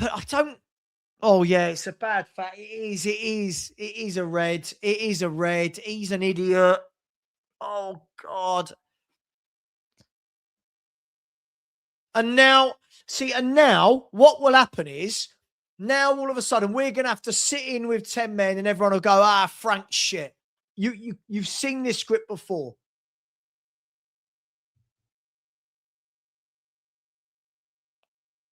We've seen this script before. This is meant to be your captain. This is meant to be the captain of the football club.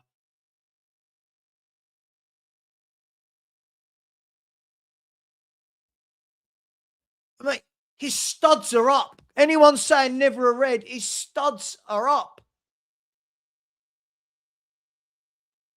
He's now going to miss 3 games for a straight red. I mean, he's an idiot. I'm sorry, this is just reckless. I've just got a million texts from people going, what an idiot, no need to follow through. Why did he do that? He does it every time. It's all right for him to call out the board, but this is what we get from him. What?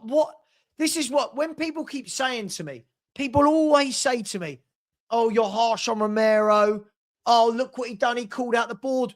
Worry about your game.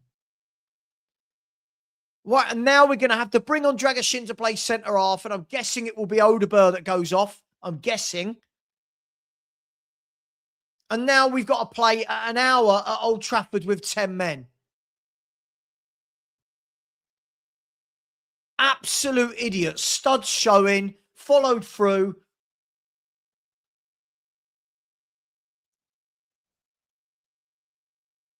Yeah, but mate, if you're going to try and call out other people, sort your own game out. And Odegaard's going off. Look, I feel sorry for the lad, but it was always going to be Odegaard, right? Odegaard's going off. Dragassin's going to come in, and I'm guessing that means that a 4-4-1. People saying it was not a red card. His studs are up on his ankle. Have a look at it. He follows through with his studs up. It's a red.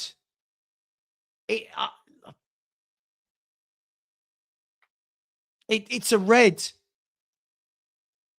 I just don't know why he does this. He is so reckless. Free kick from Bruno into the box, headed clear by Solanke. And now that's just changed what was a very good game. This has now changed into Spurs are going to have to dig deep. Anyone saying never a red, watch it. His studs are up. Learn the rules of football. The studs are up.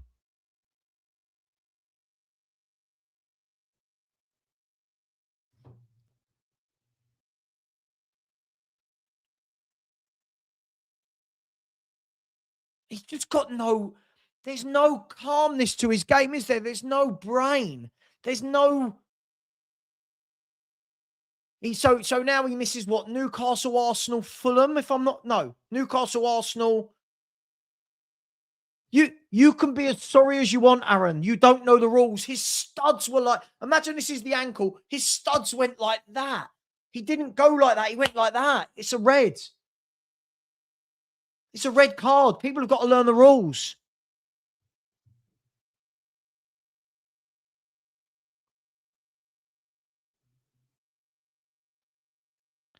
That's the captain of your football club away at Old Trafford. It's dumb. It's so dumb. And now, all of the attacking impetus, now we're going to have to play on the counter-attack, aren't we? Now that's all we're going to do. I don't care that he misses those games. Get Dancer or Dragashin in there. I don't care. No, I'm not, Aaron. It's a red card. Watch the follow-through. Watch the follow-through. It's a red, whether you rate Romero or not. I'm not a fucking idiot like you. Oh, your Romero feelings. What feelings? This is what he does all the time. This is what he does all the time. He follows through with his studs up. If you don't know the rules, don't watch football.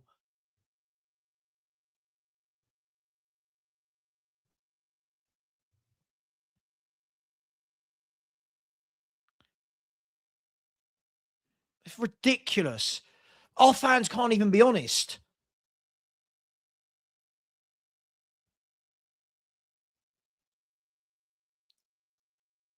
It's just ridiculous.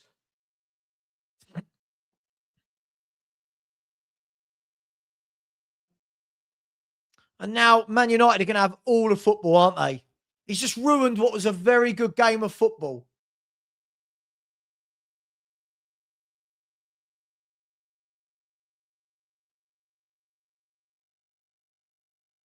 When else which other game was it he got sent off?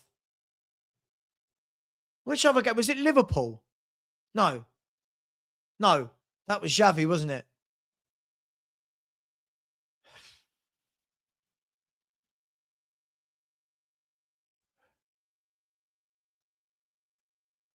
People don't understand the game. It's not accidental. He's followed through with his studs up. I don't understand how people don't know the rules. It's whether you think it's accidental, whether it was, it's studs up. He's gone into a tackle, studs up. I don't get this. Could have snapped his ankle. It was a horrible tackle.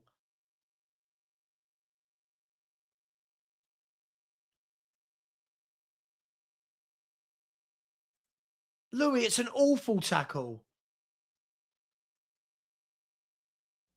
Our owners. You watch, this will get spun onto Frank if we lose this game now with 10 men. This will get spun onto Frank. So fed up of Romero doing this shit every game. Every game.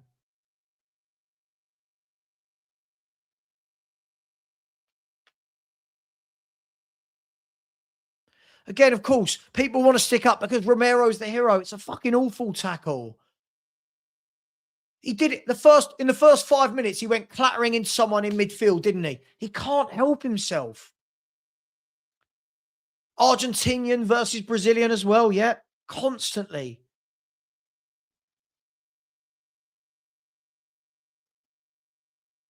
And there's a corner for Man United. Now Man United have got all the ball.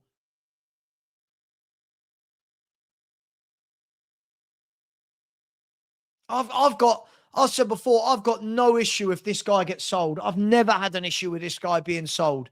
He is talked about. He's got a 4-game ban.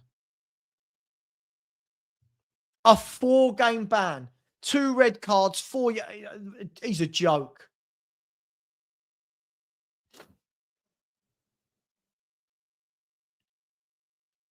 Corner kick to Man United. He's ruined the game, hasn't he?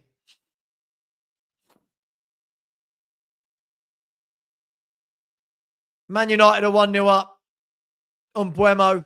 Man United are 1-0 up. He's killed the game, hasn't he? He's killed the game. He's killed the game. Short corner routine. Oh, Aaron, just fuck off, mate. Just fuck off. You grow up. It's not. Aaron, how do you have to see it? Look, Marios, you're getting blocked. What you? As I said to you, how the people blame this on Thomas Frank? We were playing well. He's ruined the game. That's our captain. That's our captain.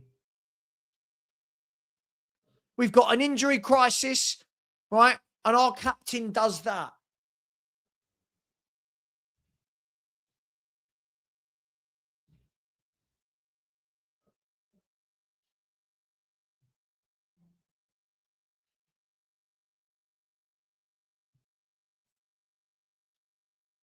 Look at the idiots all come in now, don't they?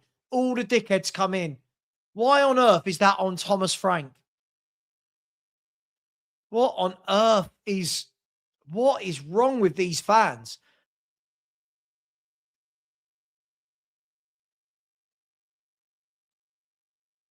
Ten men away at Man United. I mean, this is going to be fun, isn't it? Just got to hope we don't. Just got to hope we don't collapse. We're doing well. He had no need to do this. He had no need to do this. I'm so angry. It's your bloody captain. It's your bloody captain.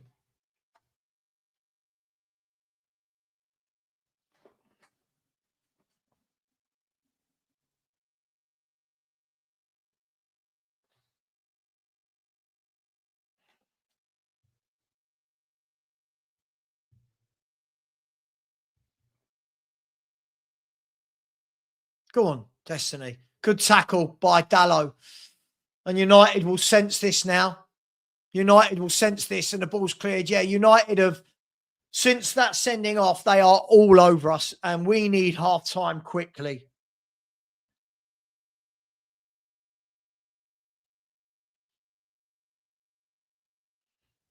Told you, Romero off the pitch. Talk, talk, talk, talk, talk. On the pitch, doesn't talk.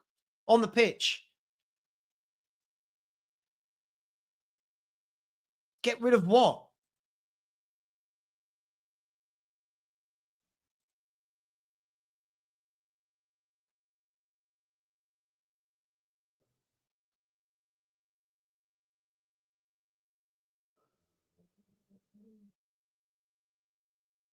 And Buemo with a cross. And he's got a great save. Great save, Vicario. By all accounts, I thought that was 2-0. By all accounts, I thought that was 2-0. The cross was flicked over by Solanke and Casemiro, 6-yard box. Great save from Vicario. Kept us in it there. Kept us in it. My captain. He called out the board. He does stupid shit like this. Oh, we were doing so... Here's a Dogie. Fouled. It's a free kick to Tottenham. And Tottenham need half-time. We need half-time here. We need half-time badly. We need to get him one down.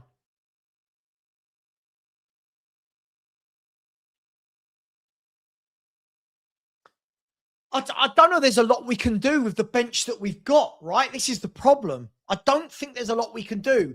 You're not going to bring on Tell or Mawani. I don't think that's going to do anything. I genuinely don't know, mate. I genuinely don't know. We've not really got the players to change much. I think it's going to be more in the second half. It's just going to have to be go out there, dig in, make it difficult for them.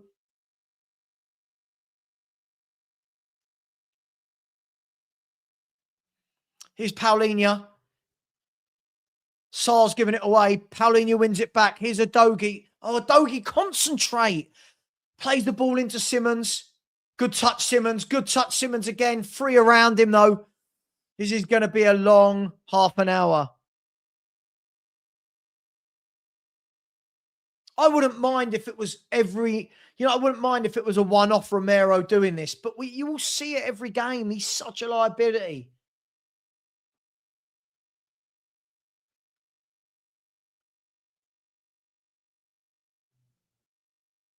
Yeah. So he's now going to miss 4 games, right? It's a 4-game suspension. Unbelievable. Here's Ahmad, whips it across. Papasar defending. Spurs need half time. Is Romero out for 3 or 4? I thought it was 4. I'm pretty sure it's 4, right?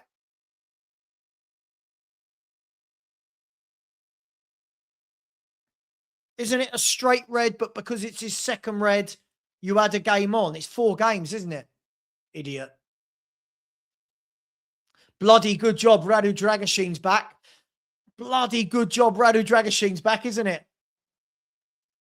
Otherwise, we'd have no centre-halves. Corner kick, whipped in, headed away by Paulinho. Spurs, and a foul given there. Spurs need half-time quickly.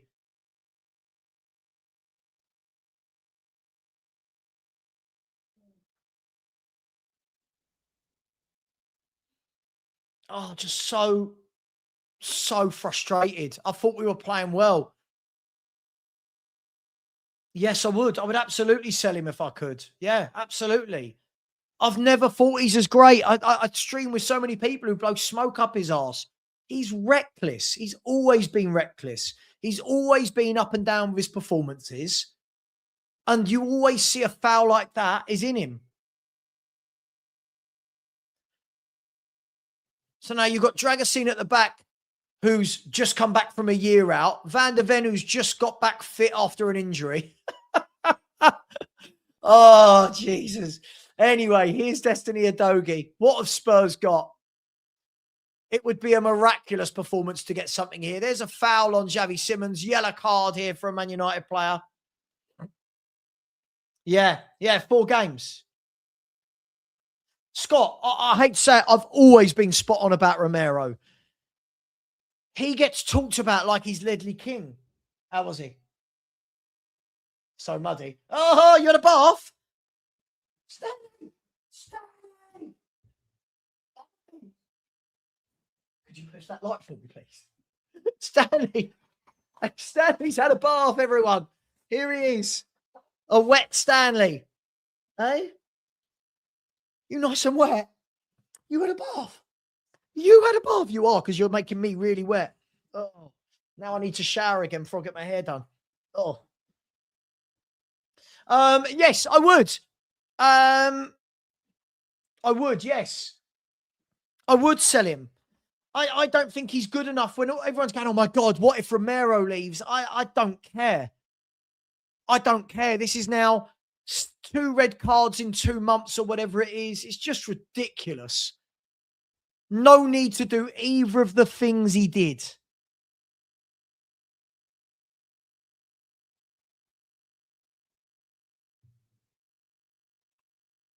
There's a ball through. United are in. Really well done, Vicario. Superb goalkeeping. Oh, thank God he's having one of his good games. Superb goalkeeping from Vicario to keep the game at 1-0. We've got 5 minutes of injury time.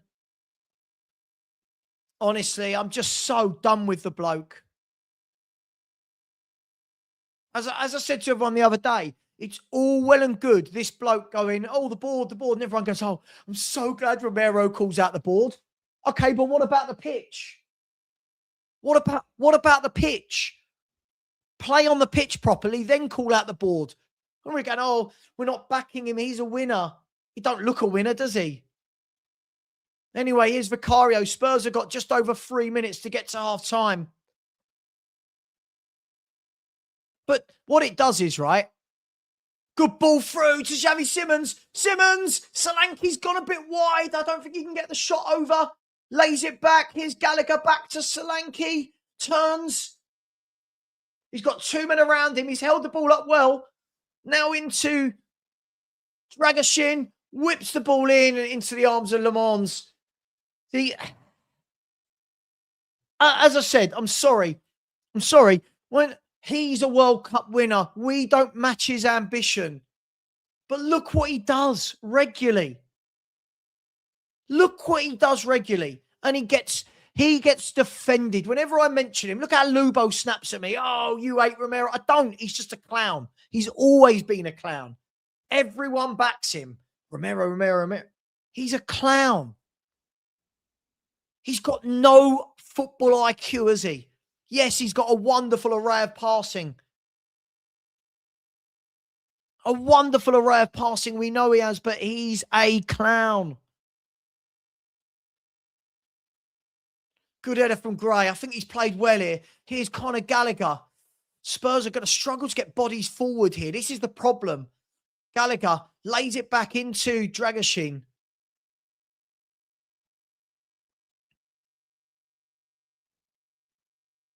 Papassar. I worried if we had the outlet before the game. Now I just can't see where we get goals from with 10 men. But immediately you see idiots like Mario straight away, they're frank out because we're 1-0 down against Man United when we've got 10 men. It's ridiculous. Here's a Dogie. Good touch this time. Beat him. Lays it back to Simons. No, he doesn't.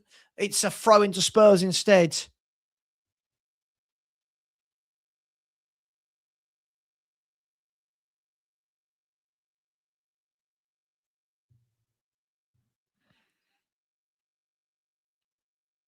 I'm so annoyed. I thought we were playing well. We were so in this game, and it was a good game of football, wasn't it? And now it's tough, right? You got 10 men. What do you?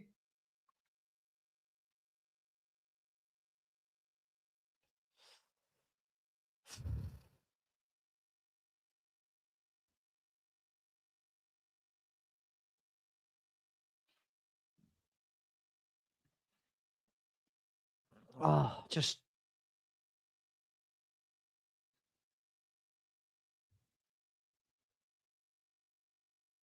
So Romero's going to miss Newcastle at home, Arsenal at home, Fulham away, Palace at home. So it's confirmed Christian Romero will miss 4 matches.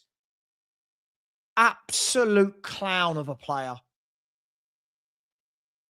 Anyway, it's half time. Man United won, Tottenham 0. And Christian Romero has killed Tottenham with that red card, hasn't he? Really, I thought it was a really well-disciplined performance. I thought that we were getting in good positions. And unfortunately, Christian Romero just has to do what Christian Romero does. Stewie, you want a treat? Is that why you're sitting there? Let's give Stewie a treat and then I'll sort this out. There you go, mate. Good boy.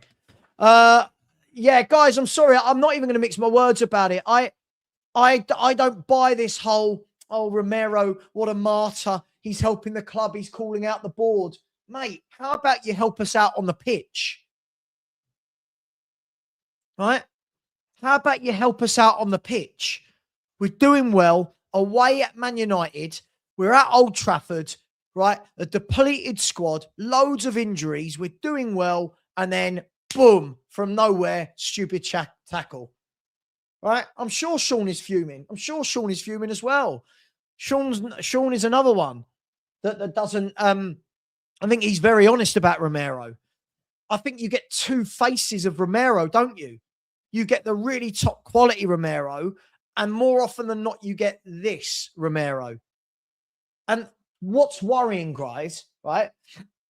What's worrying is we saw him in the first 5-10 minutes, whenever it was, he ran into midfield, clattered someone, and you're thinking, you don't need to do that. And then 15 minutes later, studs in, red cards. I don't know. I don't know what more we can say about it. Like that game, the game now for me, listen, we might see a miraculous second half from Spurs. Right? We might see a miraculous second half from Spurs. But if you're Man United now, you're going to smell blood. 10 men. We've got hardly any forwards. No outlets. Right? You've got players playing on that pitch who are half fit. Haven't you? Adogi's half fit. Dragashin's half fit. Van der Ven's half fit. Conor Gallagher's not fully fit. Solanke's not fully fit. And we're now asking them to put in an hour against 10 men. Against 11 men. I don't know what to say, guys. I don't know what to say. But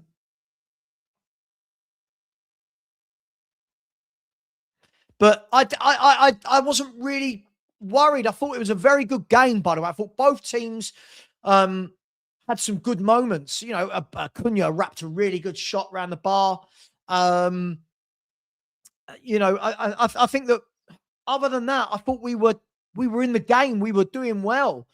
But how can you take off Gray and put on Mawani? How?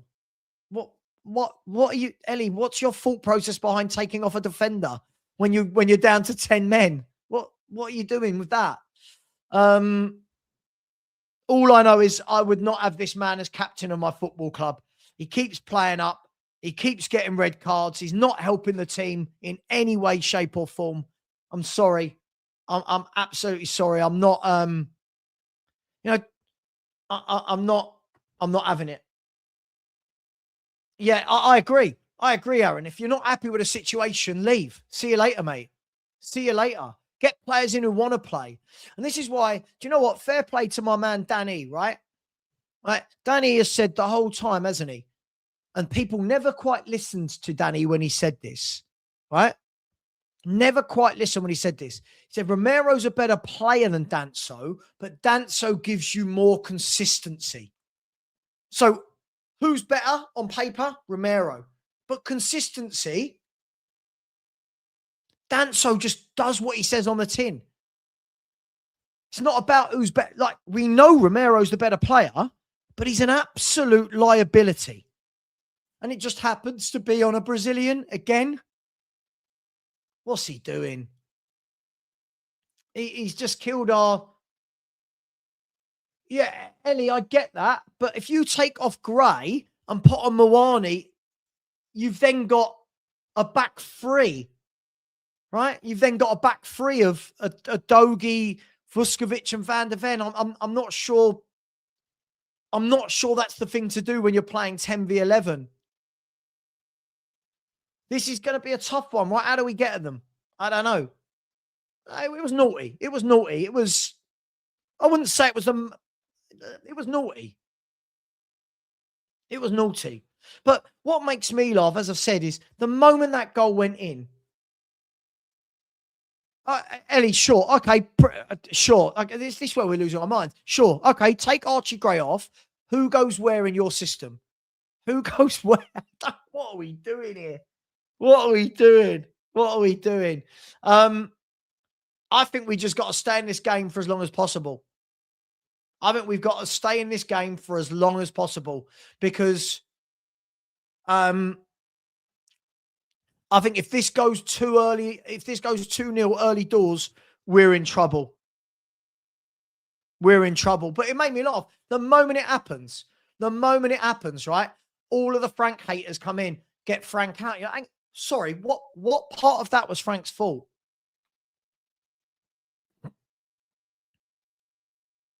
So drag us into right back. I'm just trying to work out. So Radu, drag us into right back. So like I said, Romero spot he did versus City. And okay, so you want drag us in, Paulinho, Van der Ven, Dogie is what you're saying, a back four. And then Moani, Gallagher, Sarr, Simmons, Solanke. I think you've got to keep it tight for a little bit. I think you've got to keep it tight a little bit. I look at the foul. I'm sorry. Look at this foul. People going, it's not a red card. I mean, it's disgusting. The more you watch it, it's absolutely a red card. It's his 6th red card as a Spurs player.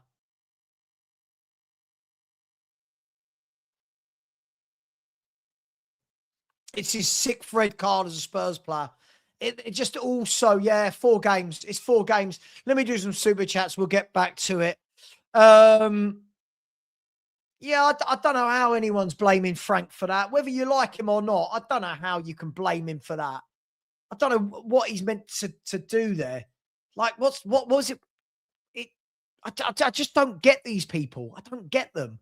Surely everyone should be really annoyed with Romero. Well, yeah, I think, James, you've got to stay in the game, right? You've got to stay in the game and then go for it. I just don't.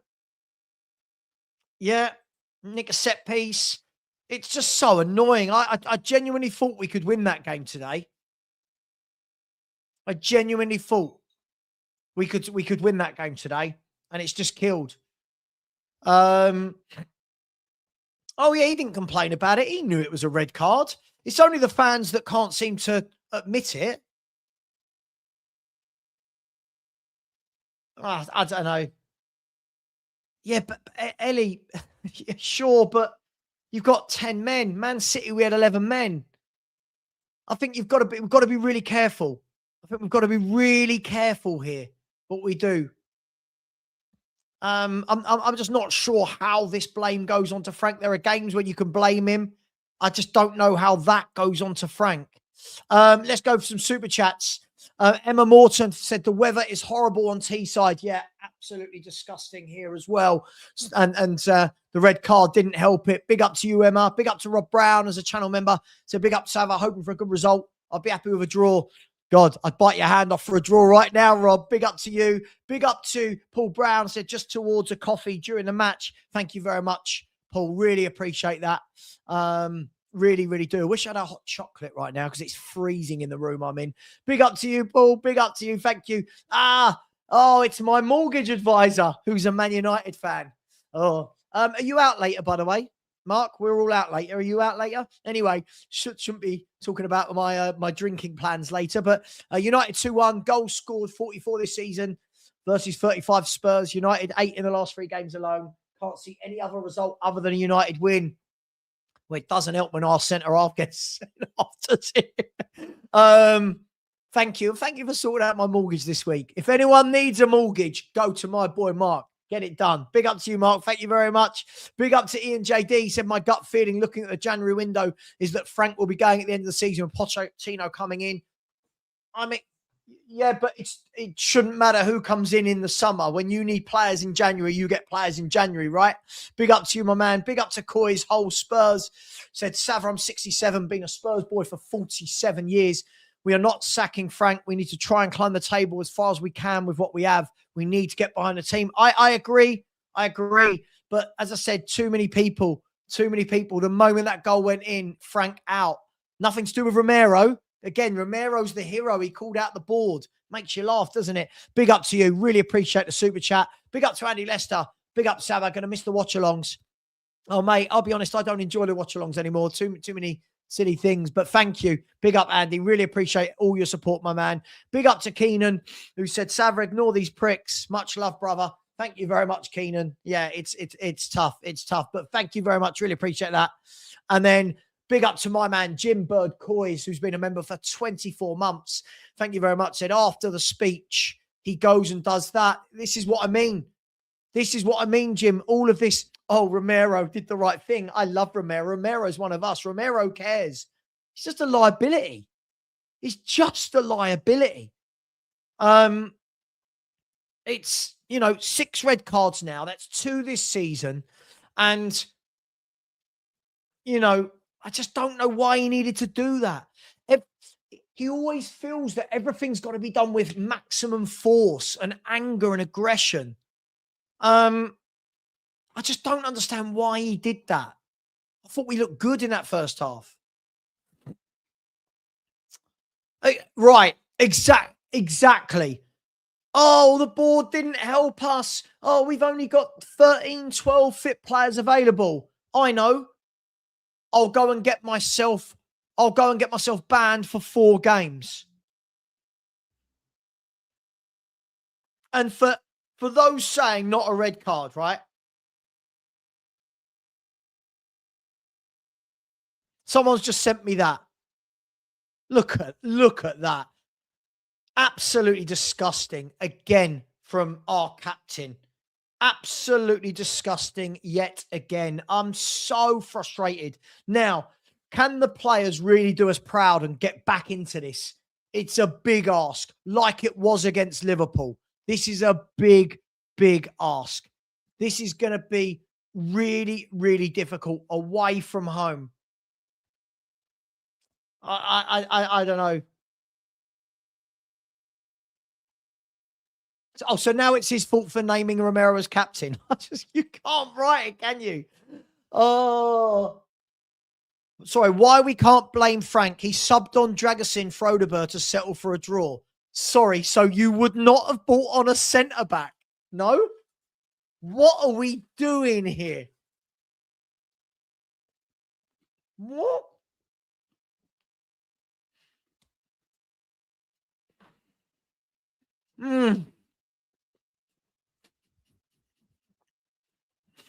I have no idea.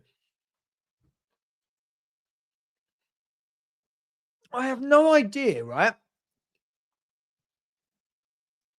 Some of these people are crazy.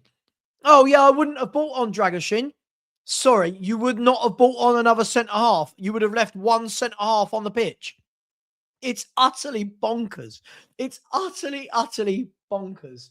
Some of the things that are said, I've no idea. And this is spot on. This is absolutely spot on, Scott. If anyone hates Frank, this is the perfect reason now, isn't it?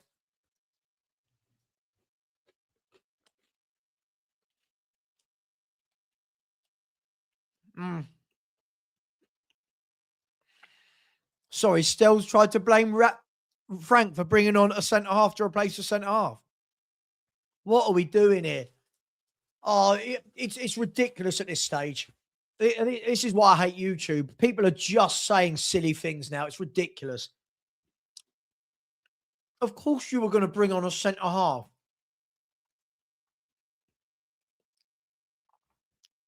Honestly, there's no point. Whatever the man does is wrong, right?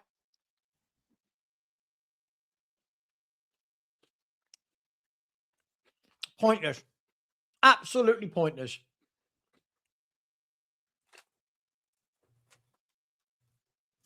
Manager brings on centre half to replace centre half who's gone off. Oh, he's done the wrong thing. Sure. Honestly.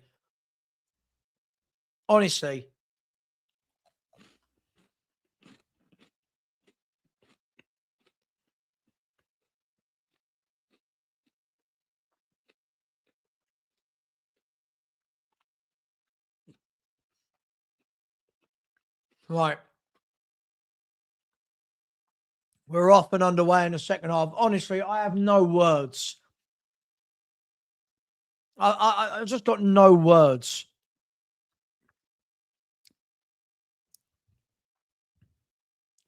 So now he's been sent off. Look at the teams. Man City, Milan, Chelsea, Liverpool, United. Can't keep composed in a big game, can he?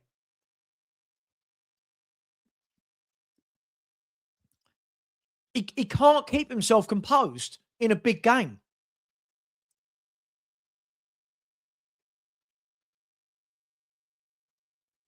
Oh, I don't know. I just give up. I just give up.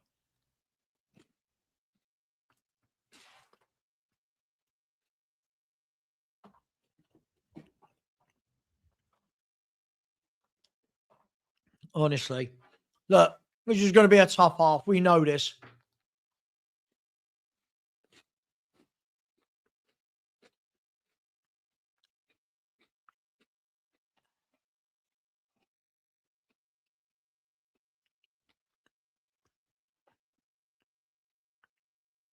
Anyway, Man U with the ball.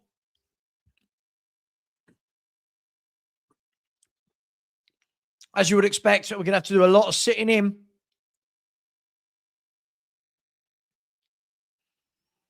Ball down the line to Amad Diallo. Whips the ball across, cleared by Mickey van der Ven. I've got a feeling we're going to be doing a lot of that.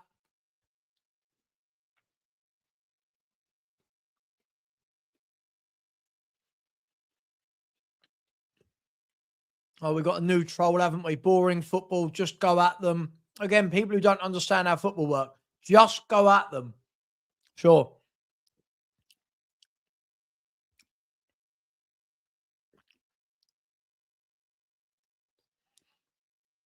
Ball over the top. Come out. Well done, Vicario.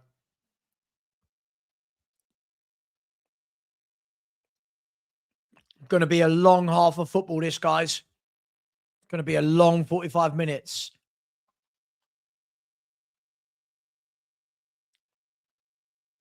Here's Paulinho. Good play by Gallagher. Gets the ball into Gray.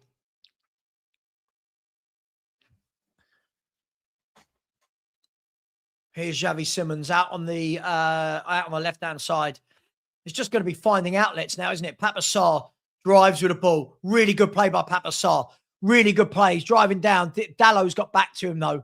And then the free kick goes against Sarr.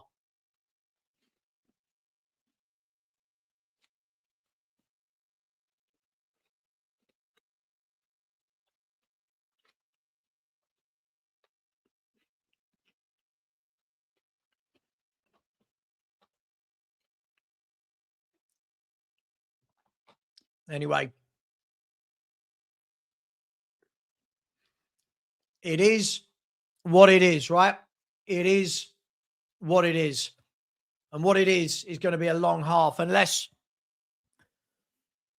Spurs can. I'll tell you, it's so difficult. How do you get up the pitch?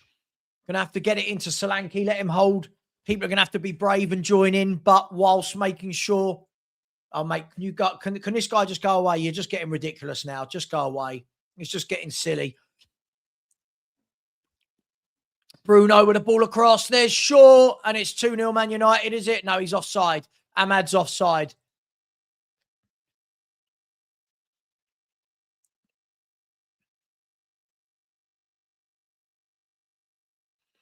Let's have a look. So the ball was played across by... Yeah, he's offside. The ball was played across by Shaw, and Amad was offside. Could have been 2, but it's not. It was just...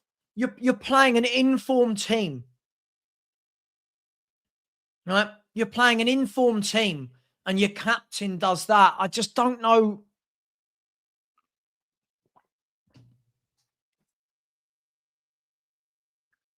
we, I don't know. So many people are just not angry with Romero, though. Like, he seems to get away with everything because he calls out the board.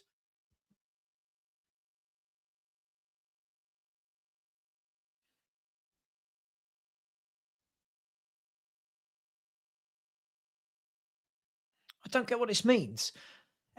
But keeping Archie on was riving. What? Everything the manager does is not wrong, but keeping Archie on was riving content. I don't know what that means. Why would you take off Archie Gray?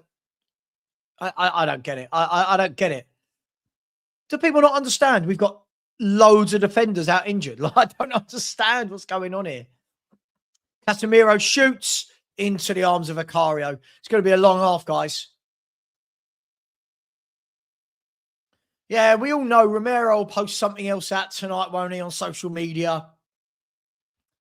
You don't want to be here. Just hand in your transfer request, mate, and go.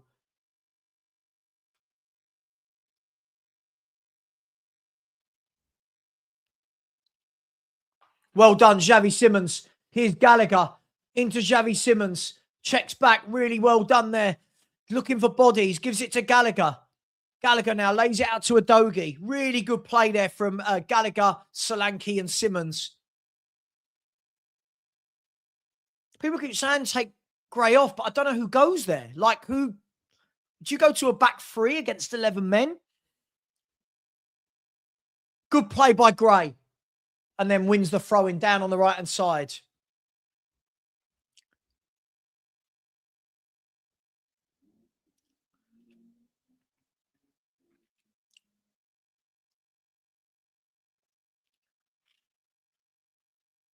There's the ball into Solanke. He's got two men for company. Bundled down, but the ref said nothing wrong with that. And now United can come forward again. Here's Kobe Mainu. And United, let's be fair, don't need to do a lot here. United just need to do the sensible thing. Well won back by Udogie, though. Right, can you bust a gut? Get forward. Lays it instead to Paulinho in the middle. Paulinho gives the ball away. Got to be better there. And now Dragusin against Mbeumo. Well done, Dragusin. And then well done, Paulinho and Gallagher between them. And then Papa Sarr. I mean, oh, Papa Sarr. Come on, mate. We're not going to get a lot of the ball. You can't be giving it away like that when you do.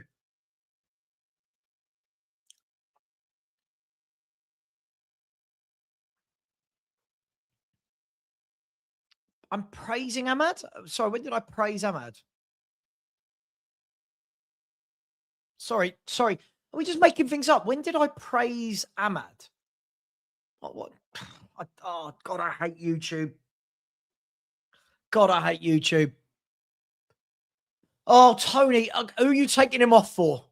Please tell me who you're taking Archie Gray off the pitch for. The only one is Byfield, right?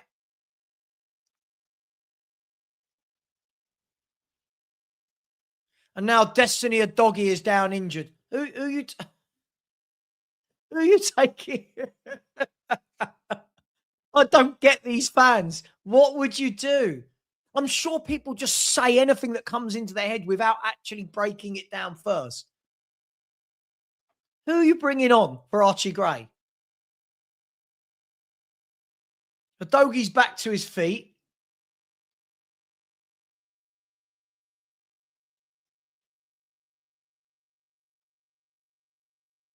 I know. He should bring them on. Honestly, I've never known anything like it. Like, I get people are frustrated, but people are just saying silly stuff. Yeah, just take off one of our defenders when we've got no one else to. So your answer is to bring on a 17-year-old kid and put him at right back when he's an attacking midfielder. Tony, what are we doing here? What are we doing here? So Destiny Udogie is going off. Oh, and now Sosa is coming on. Sosa is coming on for his debut. I genuinely. Oh, can we not say? So Destiny Udogie off again. Honestly, it's why I said this is why Want a left back as well. This guy's a joke. He cannot stay fit.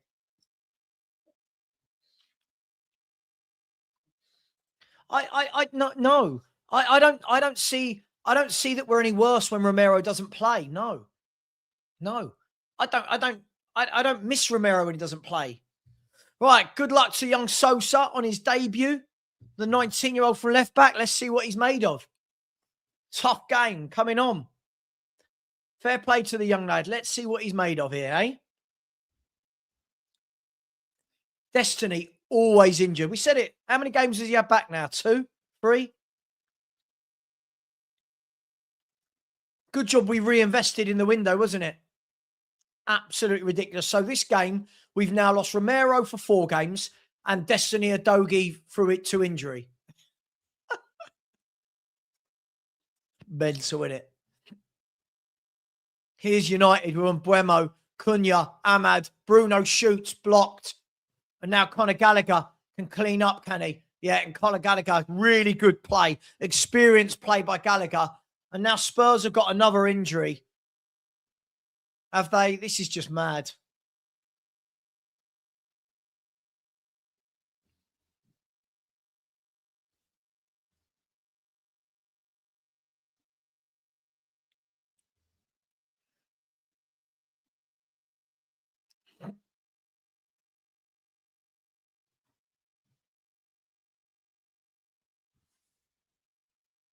Here's Solanke, tries to hold it up. He's got too many men around him, and Shaw can clear the ball. But Shaw's giving it away to Simmons. Simmons shoots. Oh, flash just wide from Xavi Simmons.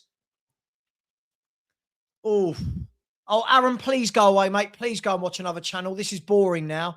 You're really boring. Please, it's so boring.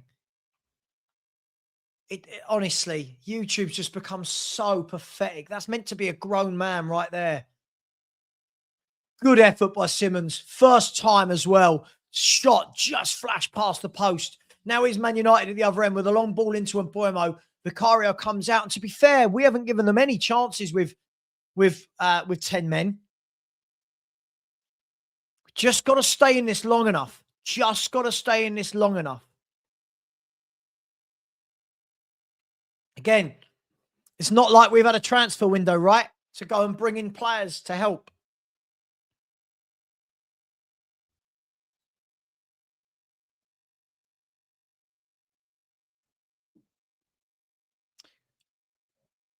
There's Archie Gray with a ball forward. Good touch by Gallagher. Good touch by Simmons. And Simmons goes down and gets the free kick. I tell you what, great play by Gray, Gallagher and Simmons there. Really good play. Really good play. Xavi Simmons is becoming more and more influential on this Tottenham team, isn't he?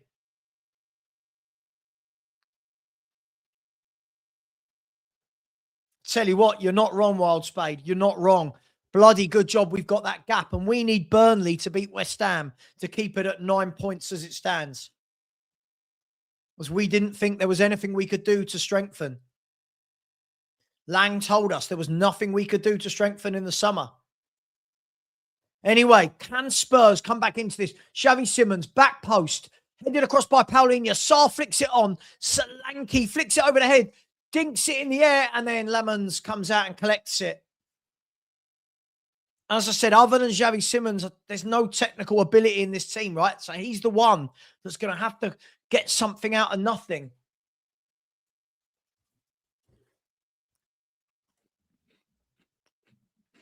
Good tackle, Radu Dragusin.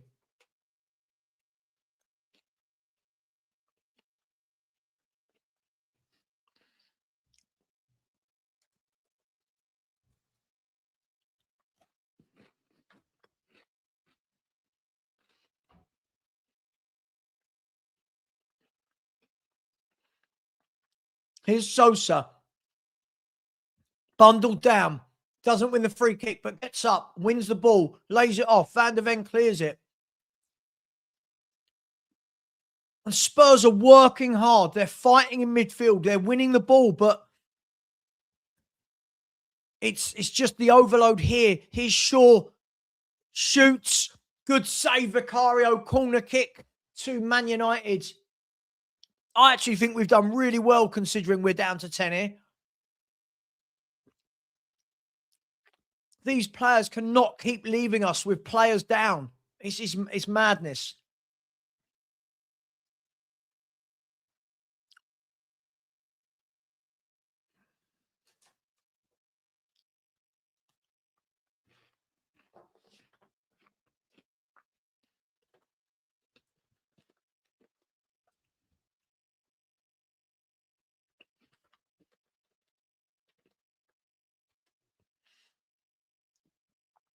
Corner comes in. It's gone over everyone. But here's Dallo. Shoots 20 yards. Another save from Vicario. He's fallen to Mbuemo. Of course we're riding our luck. We're down to 10 men. Of course we are. Romero's made sure that this game is now backs against the wall.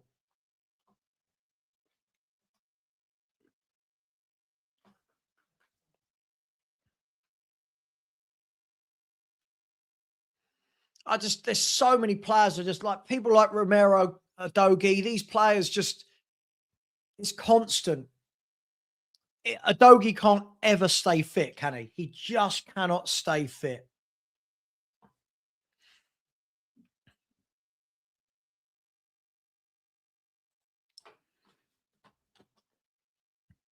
I don't think we miss Romero, by the way. When he doesn't play, I don't think we miss him.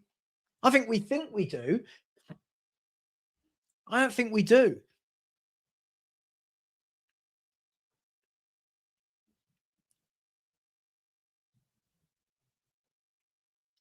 Dogi's always injured. Romero's always a clown. I don't know. Richie's always injured.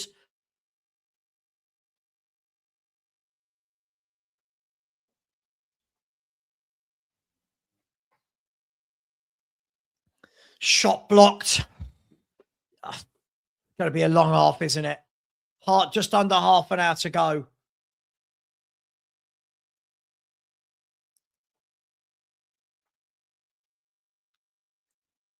God, bite your hand off for a draw here. If we can find a goal, I just don't know we'll be able to.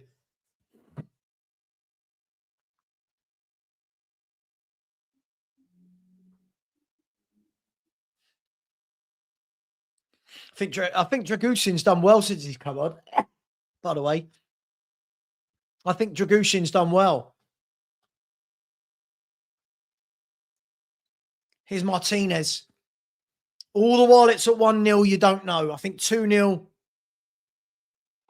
Again, mate, listen, one more silly comment you're going to go. We're not allergic to attacking. We've got 10 men on the pitch, mate. What? Just stop. Alfie, it's going to take a massive offer to get him. It's going to take a massive offer to get Van der Ven. Well claimed by Vicario. The old Rabona cross from Bruno Fernandes. So Tottenham have one fullback fit at the club. Is that right? Yeah, you're right. Sosa is the only fit fullback at the football club. Wow. Wow. It's going to take, it doesn't matter what anyone says, it's going to take a massive offer to get Van der Ven.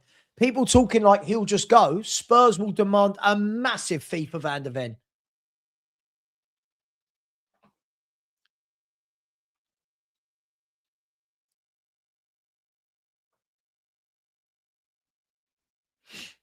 Massive.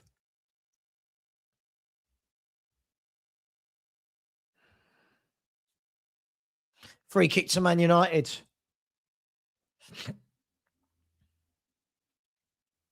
No. Why would...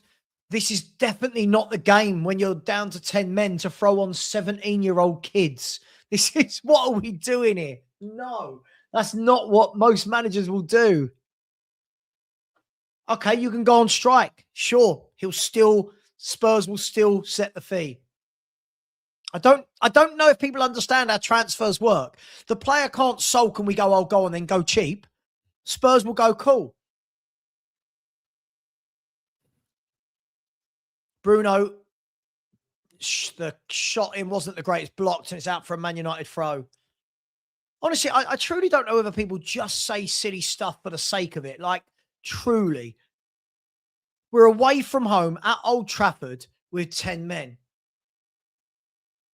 And how much did Isak get sold for? Anybody? How much did Isak get sold for when he went on strike? You've just answered your own question there. Didn't really think that one through, did you? He won't go on strike and we go, oh, go on then. There's 45 million for him. I think it will be something like 80, 85, 90 that they'll want for Van de Ven.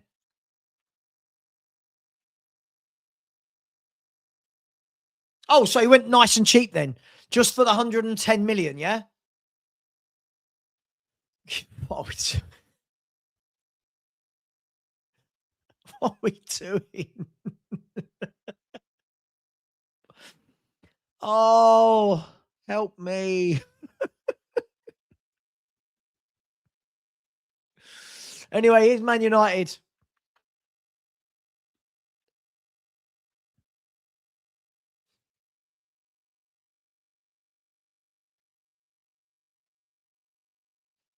Here's Mbuemo out wide to Shaw. Down the line, into Cunha, blocked. Oh, I tell you what, Sarr got the block in. It deflected into the path of Vicario.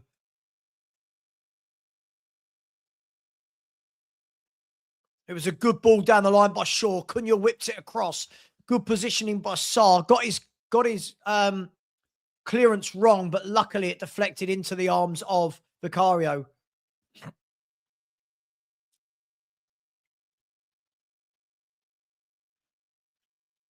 And there's a foul on Dominic Solanke by Martinez down on the halfway line, a free kick to Spurs. I don't think people understand how difficult it is. When you are playing away from home, people want to see us be expansive, but when you've got 10 men, you've got to pick and choose your moments. You can't just go all out gung-ho. They will rip us apart. There's the ball out wide to Sosa.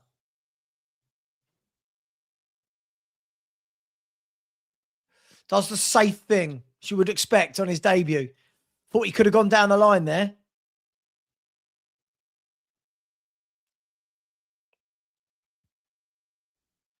Here's Dragoshin into Gray. He goes back into Vicario. Vicario gives the ball away. That's a terrible pass from Vicario. And the offside, luckily. Tell you what, Vicario's had a really good game. But that was, doesn't it? Do you know what? If YouTube had an age minimum, I honestly believe this, mate. If YouTube made people have to put in their real name identity, right, and had to show who they are, I think I'd stay on it. I just find it repugnant is the word I would use.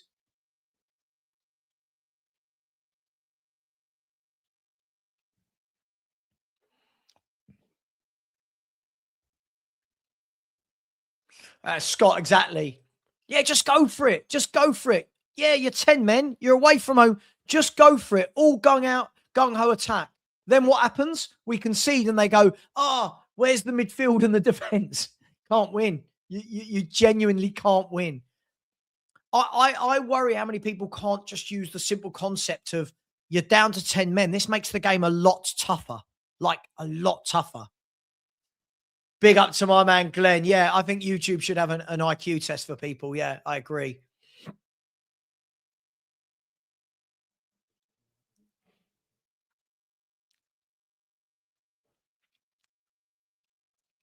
Right, so apparently Romero's now not back until the 15th of March. Yeah, but you say that now, but when you risk it, you've got to be calculated. You can't just go all out gung-ho attack. They will rip you apart. So this is the difference between a football fan and a manager, right? The manager's going to say, stay in the game. Stay in the game for as long as possible, right? As a football fan, you go, let's pretend it's Football Manager and just go all out attack and try and score. They are a bloody good counter-attacking team, right? They're a bloody good counter-attacking team as Paulinho gets a yellow card for a tackle. Come on. Like, look, it's mad. It's mad. Let's just stay in the game. See, now that one, I don't understand why that's a yellow. He didn't go with the studs. I don't know why that one's a yellow.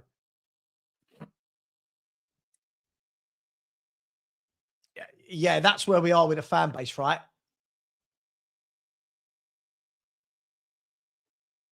Yeah, for me, that's not a yellow. For me, it's a foul. I don't think it's a yellow. No.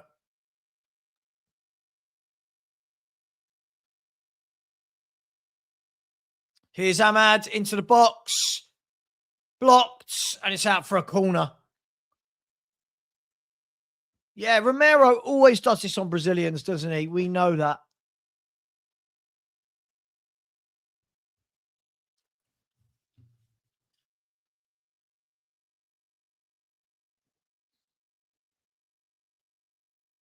So Vicario is keeping the ball out. That's all you can say at the moment. There's 20 minutes left.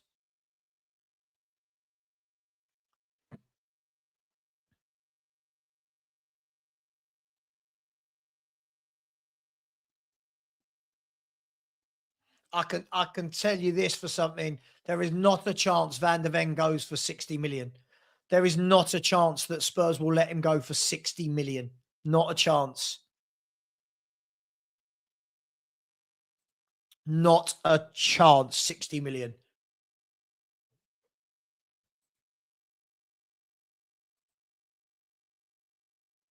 Yeah, Vic's had a good game. Here's Conor Gallagher. Out wide, Xavi Simons. Spurs picking their moment here. Here's Xavi Simons. Lays it off to Sarr. And wins the throw-in down on the left-hand side. It's so difficult to transition to get those bodies forward quick enough.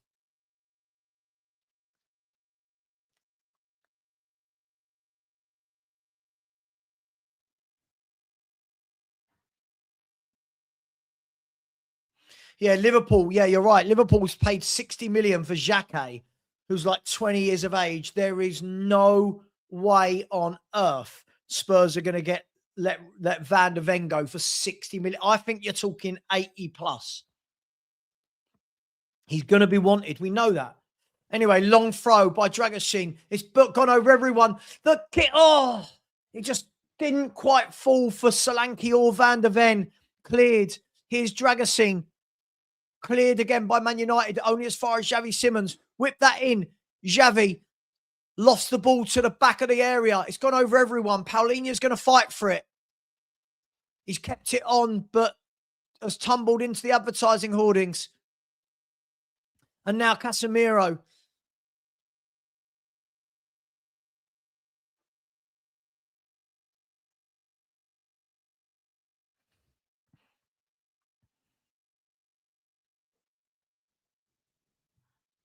Again, it's you've got to get into those positions to take the shots. This is the problem. You've got to be able to get there. It's again, whatever. Yeah, sure. What you said, yeah.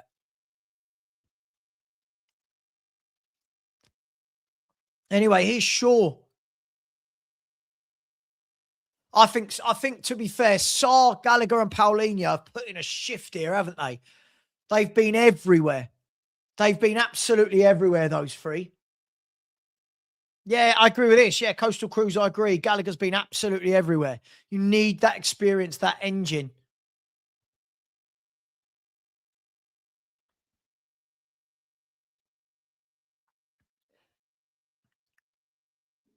Here's Mickey van der Ven driving forward. Go on, Mickey. He's still going. He's still going, Mickey. He's still going. And then he's bundled over by Dalot and Spurs win the free kick. All the while it's 1-0, you've got a chance. Everyone asking where the pictures were. The TV was reflecting into the pictures, and somebody complained about it, and somebody complained about it to YouTube. So I had to move the pictures. I know it's a mad world we live in, but here's Cunha going off for Man United.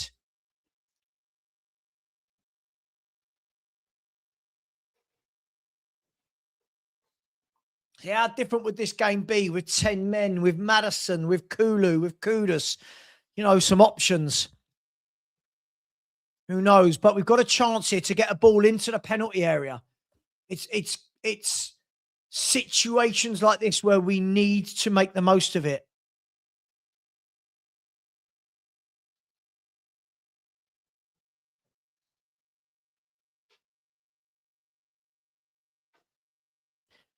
Whipped in, cleared by Man United, and then they go long down the pitch, and that is going to be mopped up by, is that young Sosa who's mopped that up? Fair play to him. Well done there, lad. It's really difficult, isn't it, to see? Really difficult for Sousa making his debut at Old Trafford with down to 10 men, but he showed a good turn of pace there. Anyway, here's Papa Sarr. Now, as the game's getting on a bit, Spurs are just going forward a bit more. There's Sarr into Simmons. Keeps it on. Good touch. But Maguire tells him to get up.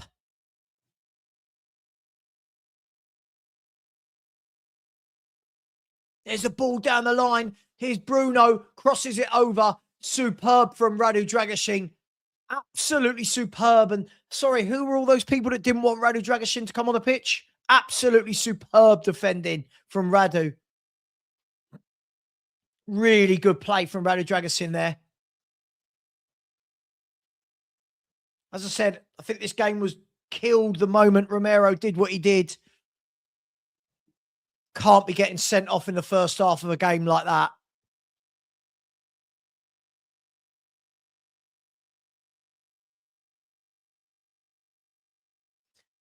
Fair play. I think the boys are putting in a magnificent shift here. It's just whether or not we've got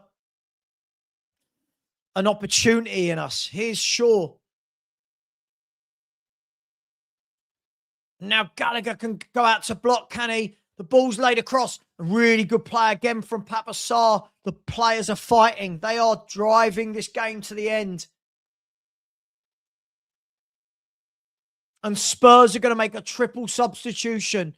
So it's going to be Tell, Basuma and Mwani. We're going to get some fresh legs on. Tell, Basuma and Mwani are going to come on for Spurs.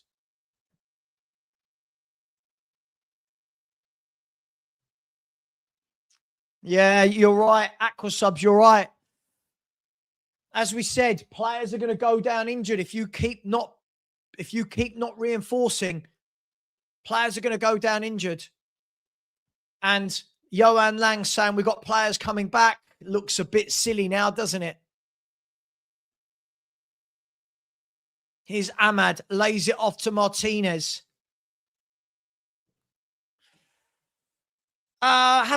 He's not really been in the game enough. He done really well tracking back just then. He's not really been in the game enough to see what he's about. I'd like to see him when we've got 11 men and he's actually, you know, allowed to play at left back. There's a shot by Bruno straight into the arms. To be fair, I think we've really stifled United here. I think we've done really well. But here's Archie Gray, who's driving down the left at the moment, gives it to Papa Sarr. Papa Sarr gives it into Paulinho, who's put in another shift. One hell of a shift from some of these players. Here's Radu Dragusin, who I think's been excellent since he came on. I'm not worried Romero's missing. I'm not worried. I'd rather see Dragusin now play. Show us your worth.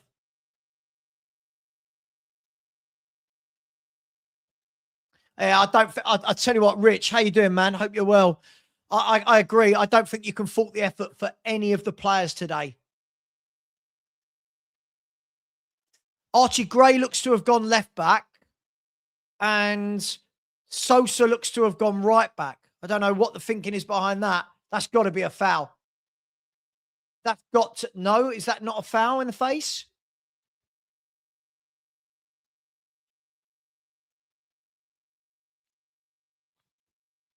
Let's have a look. Didn't he just... I'd like to see this from the other angle. Didn't he just elbow him in the face? Let's have a look. No, he didn't. No, to be honest, I think he's actually made a little bit of a meal of that. But anyway, here comes the substitutions. And Spurs need fresh legs desperately. And Solanke's come off. He's had a good shift today. Another 80 minutes in the legs for Dominic Solanke. Kolo Muani's going to come on. He's got to run. He's got to run. We all know with Kolo, don't know what you're going to get. Matisse Tell is coming onto the pitch for Conor Gallagher. Another good shift from Conor Gallagher. And Yves Bissouma is coming on the pitch for... I didn't see the third player that went off. Sorry, guys. Was it Paulinho? Yeah, Paulinho and Gallagher and Solanke, they've all run their hearts out. And now Spurs have got some fresh legs on. What can these boys do? What can they do? Bissouma, Mawani, and Tell. Here's Mbuemo. Goes past Van der Ven, does he? Van der Ven gets back at him.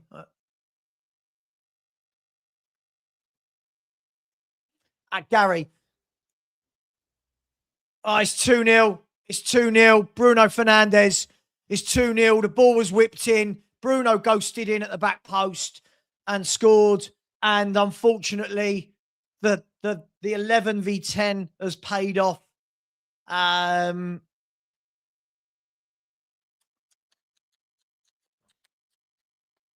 But see, this is what I mean. Not sure on those subs. Steve, who's he going to bring on? Who else has he got tonight? It's what I mean. Honestly, I despair. It's 2-0 to United. We've held out till the 81st minute. Let's see here. So the ball went down. It was whipped in. And Bruno's at the back post. It's flicked on. I think he might be offside here. Gray was absolutely ball watching, by the way. It depends if that hit Sesko, he's off. If it didn't, he's not. If not, really poor from Gray. Just switched off at the end there, Gray. And yeah, game over now. Game over. If that's going to be game over. I think we've worked hard, but again, I just don't get it. What? Who else you bringing on? I'm genuinely confused. I'm genuinely confused.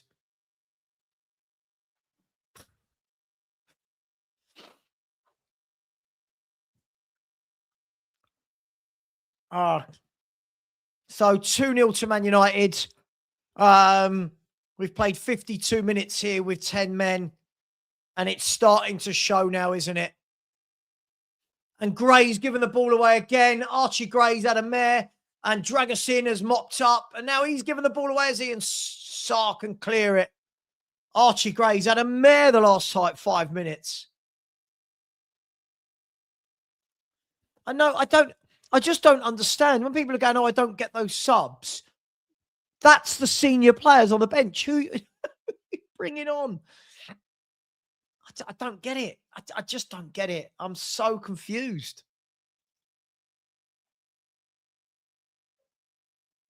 Here's Tell. Poor from Tell, giving the ball away immediately. Come on, mate.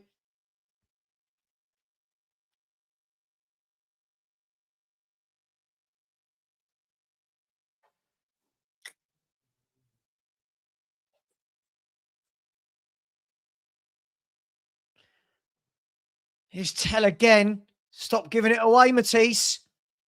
Here's Sosa to Mattel.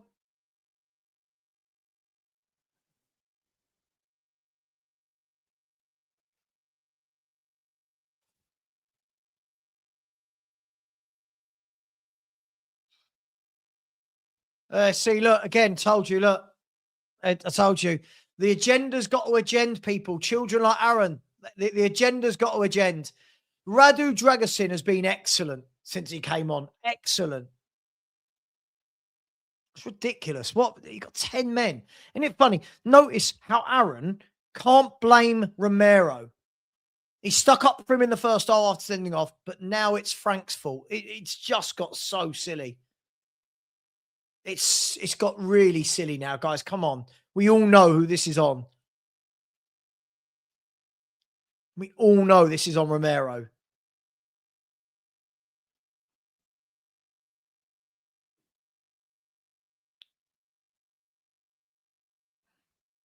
What? I told you this is on Frank, mate. Another idiot. What are we doing here? Mate, you do realise that Gallagher's not fully fit, right? And Paulinho's just come back from an injury. You do realise these boys are not fully fit. Like,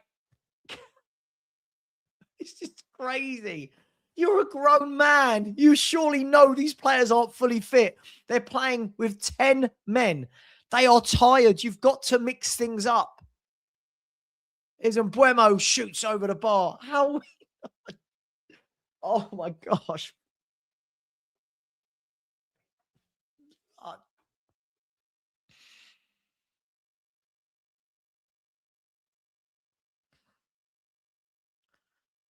Oh, Jesus.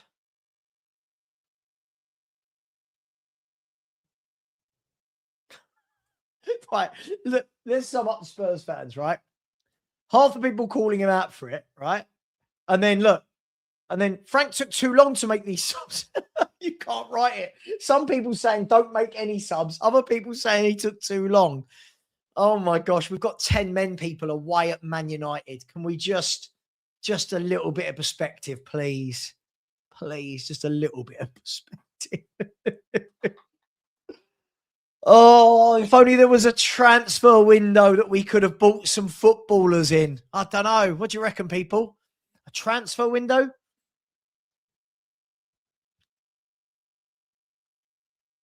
Bang on. Bang on. Daryl, I don't know, mate. It's just hard work, isn't it? It's just hard work.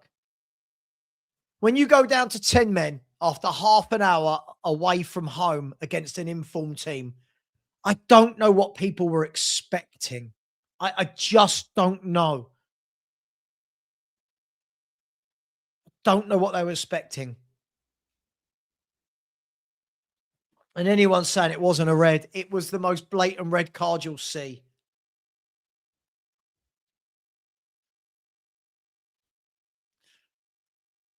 So we've now lost Romero for 4 games to suspension. Adogi has picked up another what looked like a hamstring injury. Let's just get rid of Aaron J. He's turned into an idiot. See you later, Aaron. Let's block him. I would take you seriously, Barry. You can't even spell.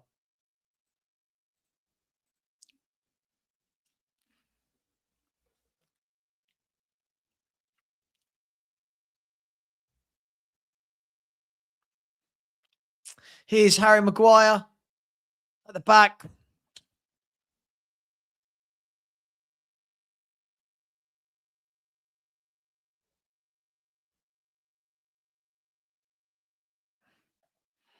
Nope. You know why they're getting blocked.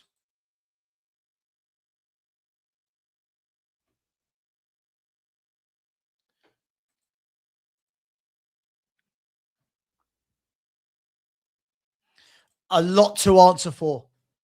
A lot to answer for. When I was growing up, people didn't grow up this dumb. Honestly, people didn't grow up this dumb. Honestly.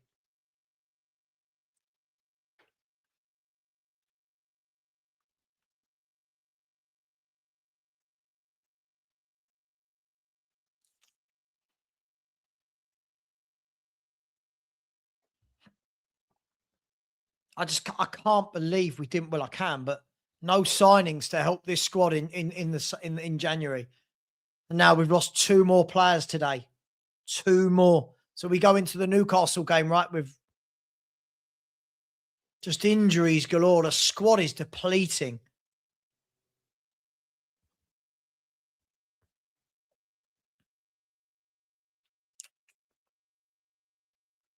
Tough one, this. I thought we played well the first half hour. Thought we played well. 11v11. I thought we played really well.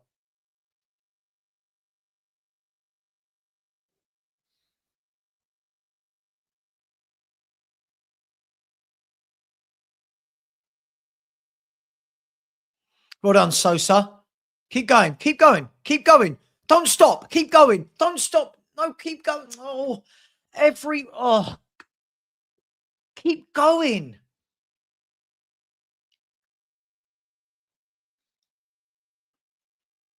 Another impressive display, though, by Xavi Simons.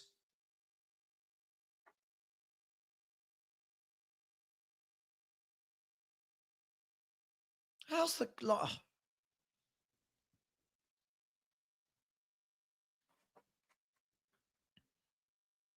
Mate, I don't even care. I just don't care about this bloke anymore. I don't know how many times fans have to see it, but because he's a martyr and speaks out against the board, he gets away with it.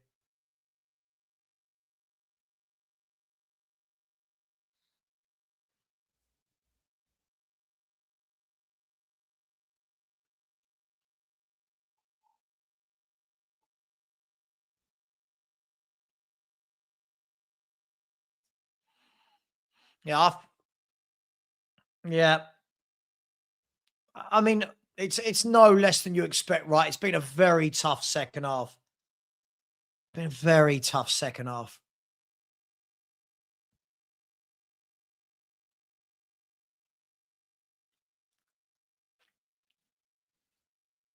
Really tough second half to swallow this. Uh, do you know what? Me too. Me too. I don't mind that he's suspended. I mind that he, on one hand, gets the fans. Oh yeah, yeah. Romero said this. Yeah, he's one of us. He wants the best for the club. No, it's not how. But that's not how it works, mate. Again, so can I ask LB? Can I just ask how old are you? Because when people say that, I told you we should have just gone. They would have ripped us apart. Anytime there's a gap, they will rip it apart. Surely you get that, right? You've got to be able to get to goal. We haven't got those attacking players. Yeah, he's an idiot. The guy's an idiot, isn't he, Romero?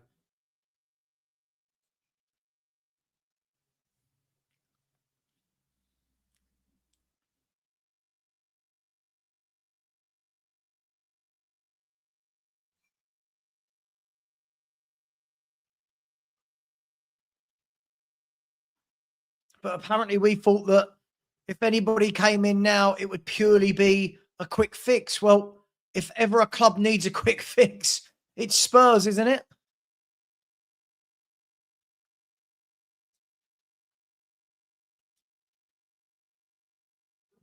You don't know that. You don't know that. Again, you're making that up. You don't know that. Again, you don't know that. Show me one thing where Frank said he said no to Lookman. It's just silly now. It's just really silly. Come on, guys. Can we just have a little bit of maturity, please? Just a little bit. Just a little bit of maturity.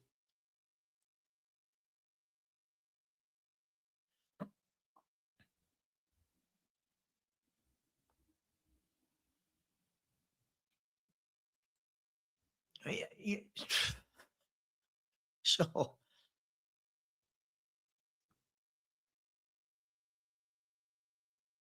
So Bruno Fernandes is the man of the match, according to TNT Sports.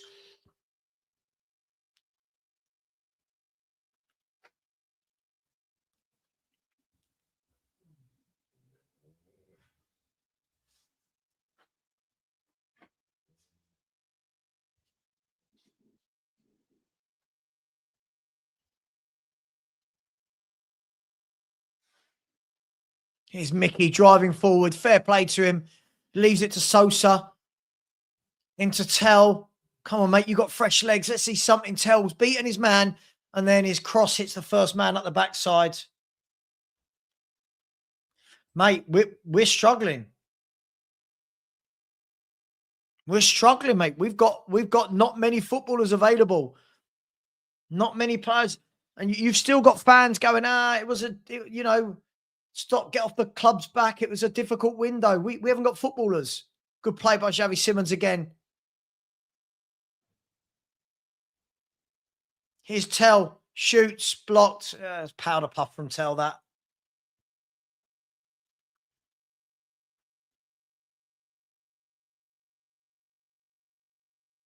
Good play by Sarr, wins the free kick. You can't leave yourself for an hour at home against 11 men. You can't do it. It's suicide. It's football suicide.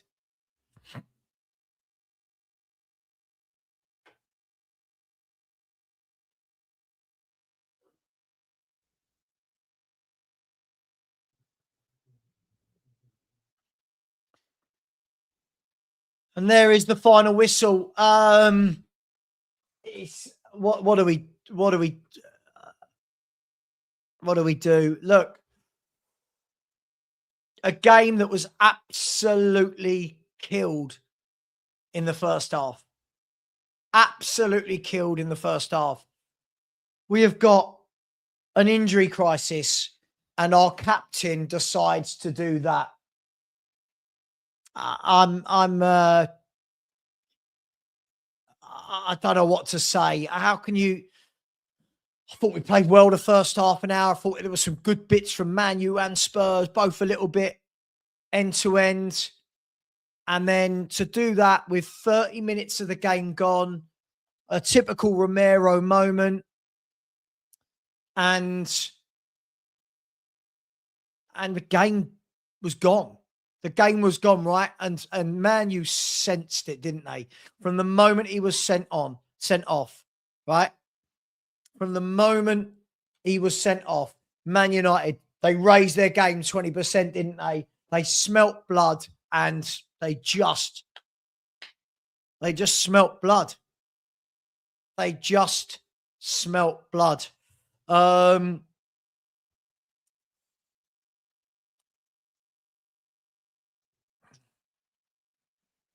Look,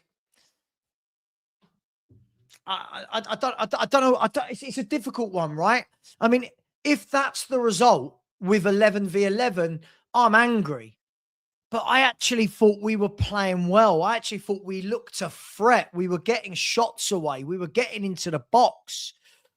And you just ask for calm. You ask for calm, don't you? In situations like when the club is struggling like this, you ask for calm. You ask for your leaders to lead. You ask for your captain to captain. You ask for the senior pros to act like senior pros. And half an hour into the game, Sam, it was a good game until then. It was a good game. We got in some really good positions, Spurs. Yes, we did.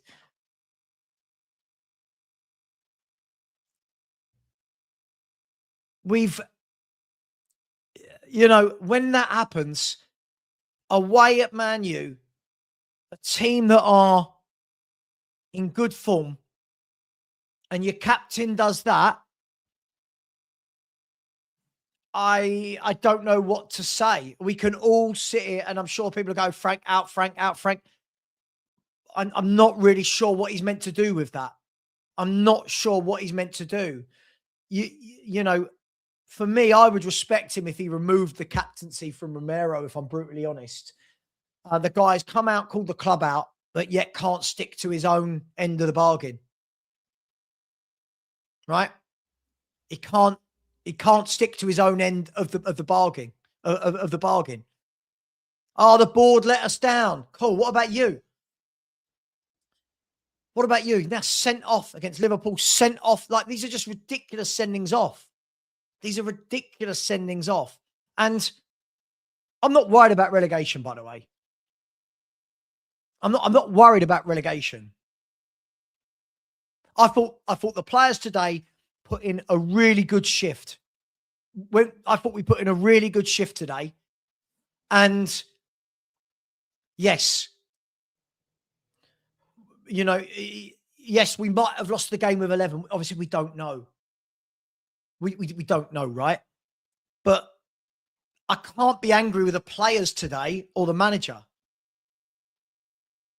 I can't sit here today and say, You know, I can't believe how terribly set up we were. I can't say that. Today I can say we started the game vibrant. We started it positive. We started it well. We were really good at, winning the second balls. United had a few chances. We had a few chances. And you're thinking to yourself, come on, can we kick on from this? And then to go down to 10 men after 30 minutes is just demoralizing. Right? It's just absolutely demoralizing. And if you were one of those players, if you were one of them out on that pitch, the Gallaghers, the Paulinhas, the Van der Ven, whoever it is, you're sitting there and going, why have you done that, Christian? Look, we're not getting relegated. We're not going to get relegated. I don't think we're not going to get relegated. There's too much there. We will. But more than anything, forget the red card today. We have left ourselves now with Adogie's now out injured. Bearing in mind we didn't bring players in. Adogie's now out injured, right? Romero's now suspended. So there's 2 players that comes out of the squad. It's 2 players. We lost players last week. We've lost players this week. And you're now looking at it. And what makes me laugh is in the chat, people going, oh, that was the wrong sub. But that was the wrong. What? These are the players he's got. Who are you bringing on? You've got, let's be fair. So if Sousa starts the next game because he's the only fit fullback at the football club, right? If Sousa starts the next game alongside Dragusin, Van der Ven and Gray, because we've got no right backs, that means on the bench, Byfield is your only defender on the bench. Byfield, he's 17 years of age. And I'm sorry, Christian Romero, this is why other fan bases don't rate him the way that loads of Spurs fans do. They just don't. Sure, Ash, he might be back, but again, just coming back from injury. Dragusin's just come back from injury. Adogie was just back from injury. Solanke just back from injury. Paulinho was just back from injury. You know what I mean? Like, it's constantly, we're constantly talking about players coming back from injury, having to start games rather than getting them in. This is what they had to bring in January. They had to. Whether or not it was some quick fixes or some loans, we needed bodies. And we needed our captain. 5 days after he gives the large one about the board have not done what they needed to do, etc., he goes and does that and leaves us with even less players. It's unacceptable. It's absolutely unacceptable behaviour. We've got hardly any players fit. Captains being sent off. Lang's coming out and saying, when you're saying that, I thought it was very clear to see what it was in the first half. We were winning the ball high up in midfield, getting it into Solanke, getting Gallagher and Simmons in and around him. I think this is harsh. Will I still be supporting this manager when we go down? I don't think we're going down. But I don't think it was today on the manager. Is anyone really putting that on the manager today?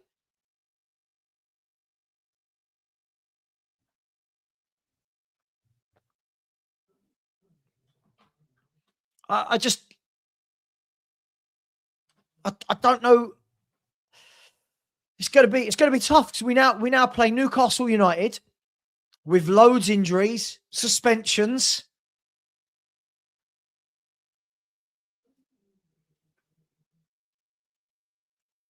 I don't know what we do. I thought we started, as I said, I thought we played well until the red card, and then that changes everything about the game, doesn't it? It changes absolutely everything about the game.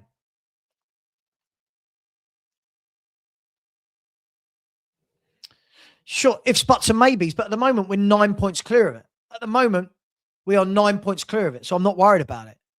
We will pick up wins. We need some footballers. We need some footballers back fit.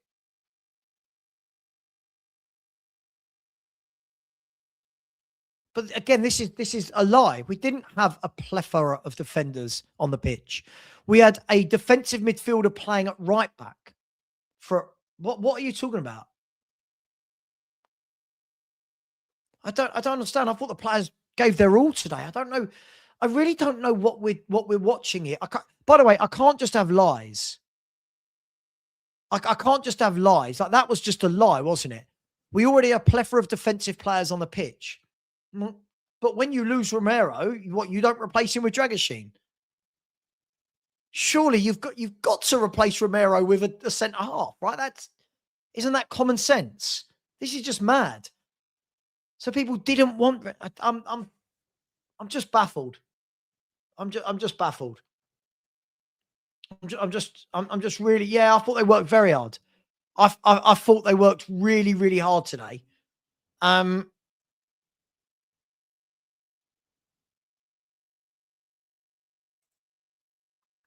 mean, Alfie, sorry, mate. I don't think I've said anything of the sorts. I don't think. Please don't lie. I've not said anything of the sorts.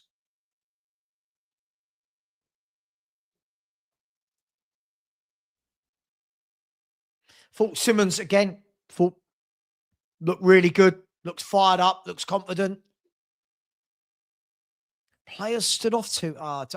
Look, this is what I mean. Again, I can't help it. If someone like this doesn't understand that you've got 10 men away from home at Old Trafford, then I don't know what can be said. I really don't know what can be said. You've got 10 men away from home against an informed club. It's going to be tough. You're going to have to sit off. You've got to.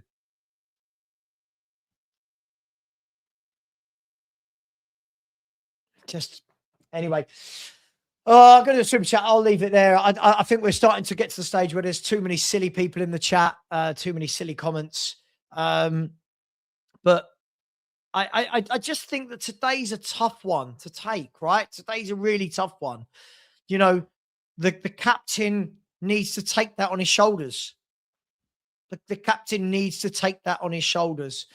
Big up to Jordan Coys, very generous as always.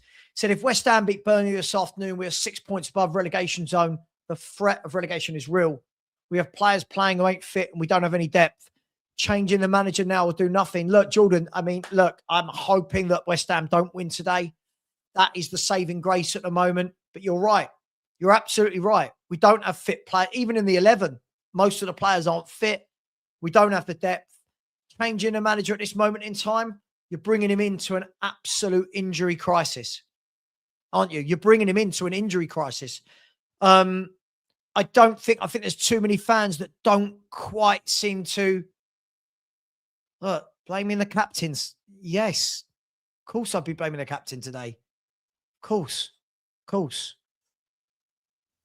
Look, idiots everywhere. Look, one game closer. Look, again, I truly think the school education system, right? I think the school education system has a lot to answer for. The internet has just allowed these people to come on and talk diabolically about, look at this. It's just absolutely ridiculous. But hey, listen, we know what Romero's like. We know what he does. Loads of people have chosen to ignore it for years. And it is what it is. Look, surely the anger goes to one place today, right? My anger goes to one place. I'm going to send you over to Sean. Because I don't know what else there is to really say, if I'm brutally honest. I don't know what there is to really say after that. I think the game was dead from Romero doing what he did. I'll send you over to Sean. Much love. Enjoy the rest of your day. Take care. And as always, come on, you Spurs.